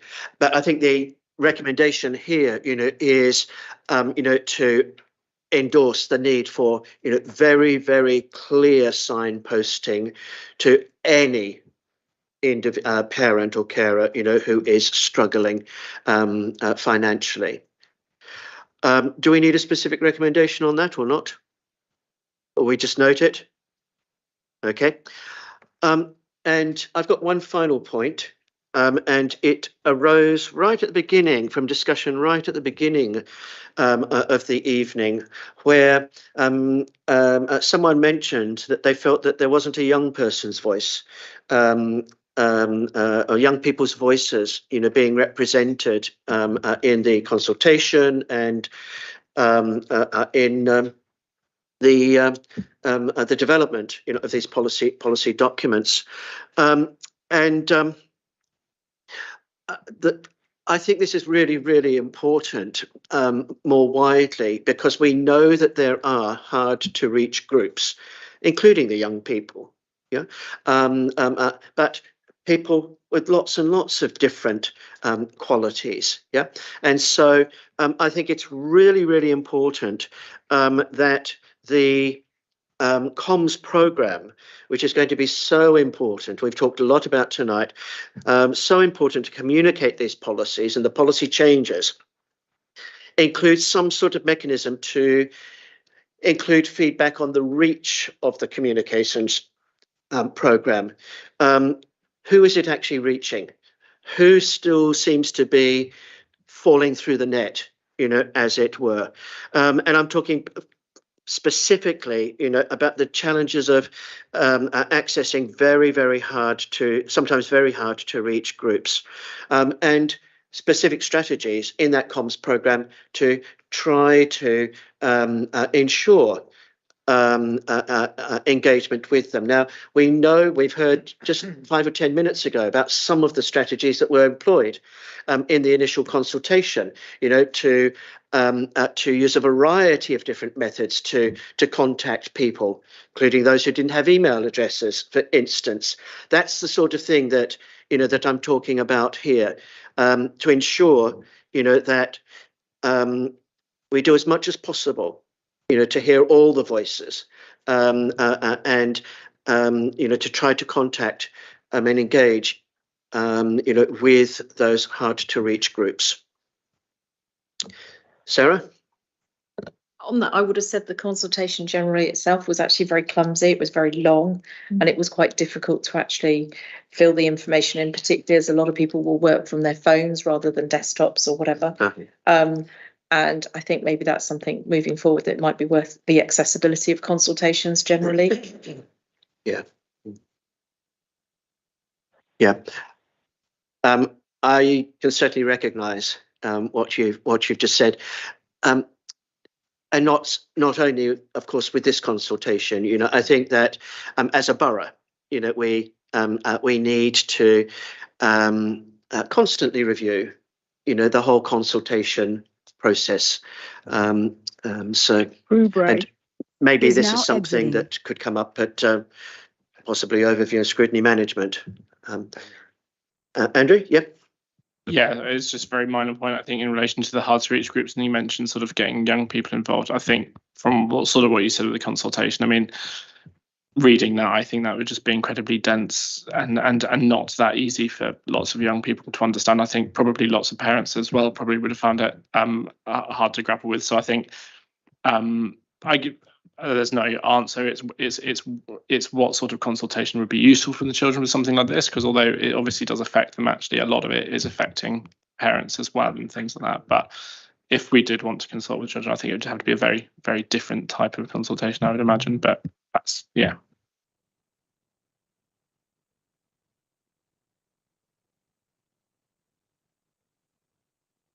Before you leave, I just want to make an observation, if you don't mind. And there is no criticism of any of the officers who are online directly.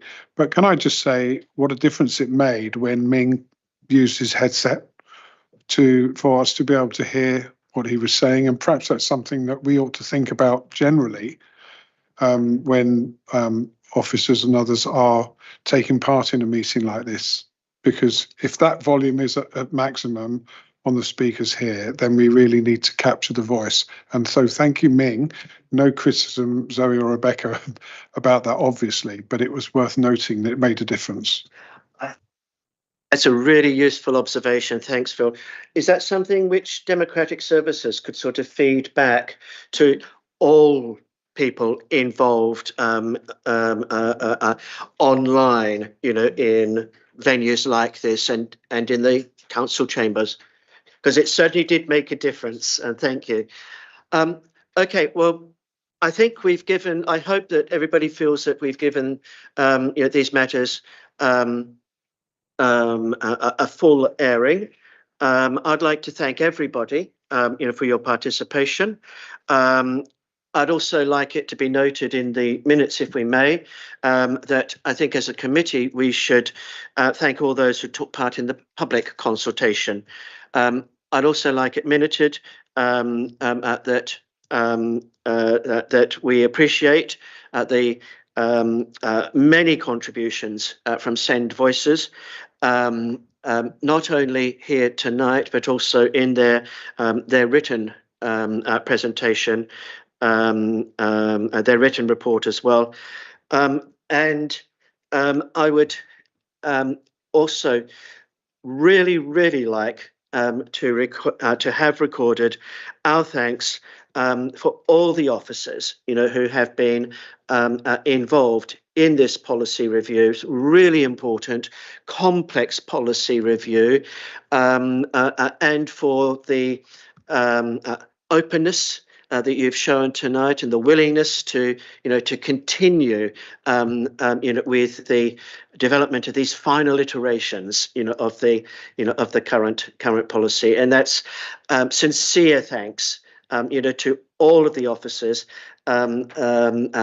not just Zoe and Rebecca and Ming, but I'm sure there are lots and lots of others in your team as well. And if you could pass on our thanks to them as well, because it's so important. So with that, okay, with 10 minutes to spare, I declare the meeting closed. Thank you very much. Yeah.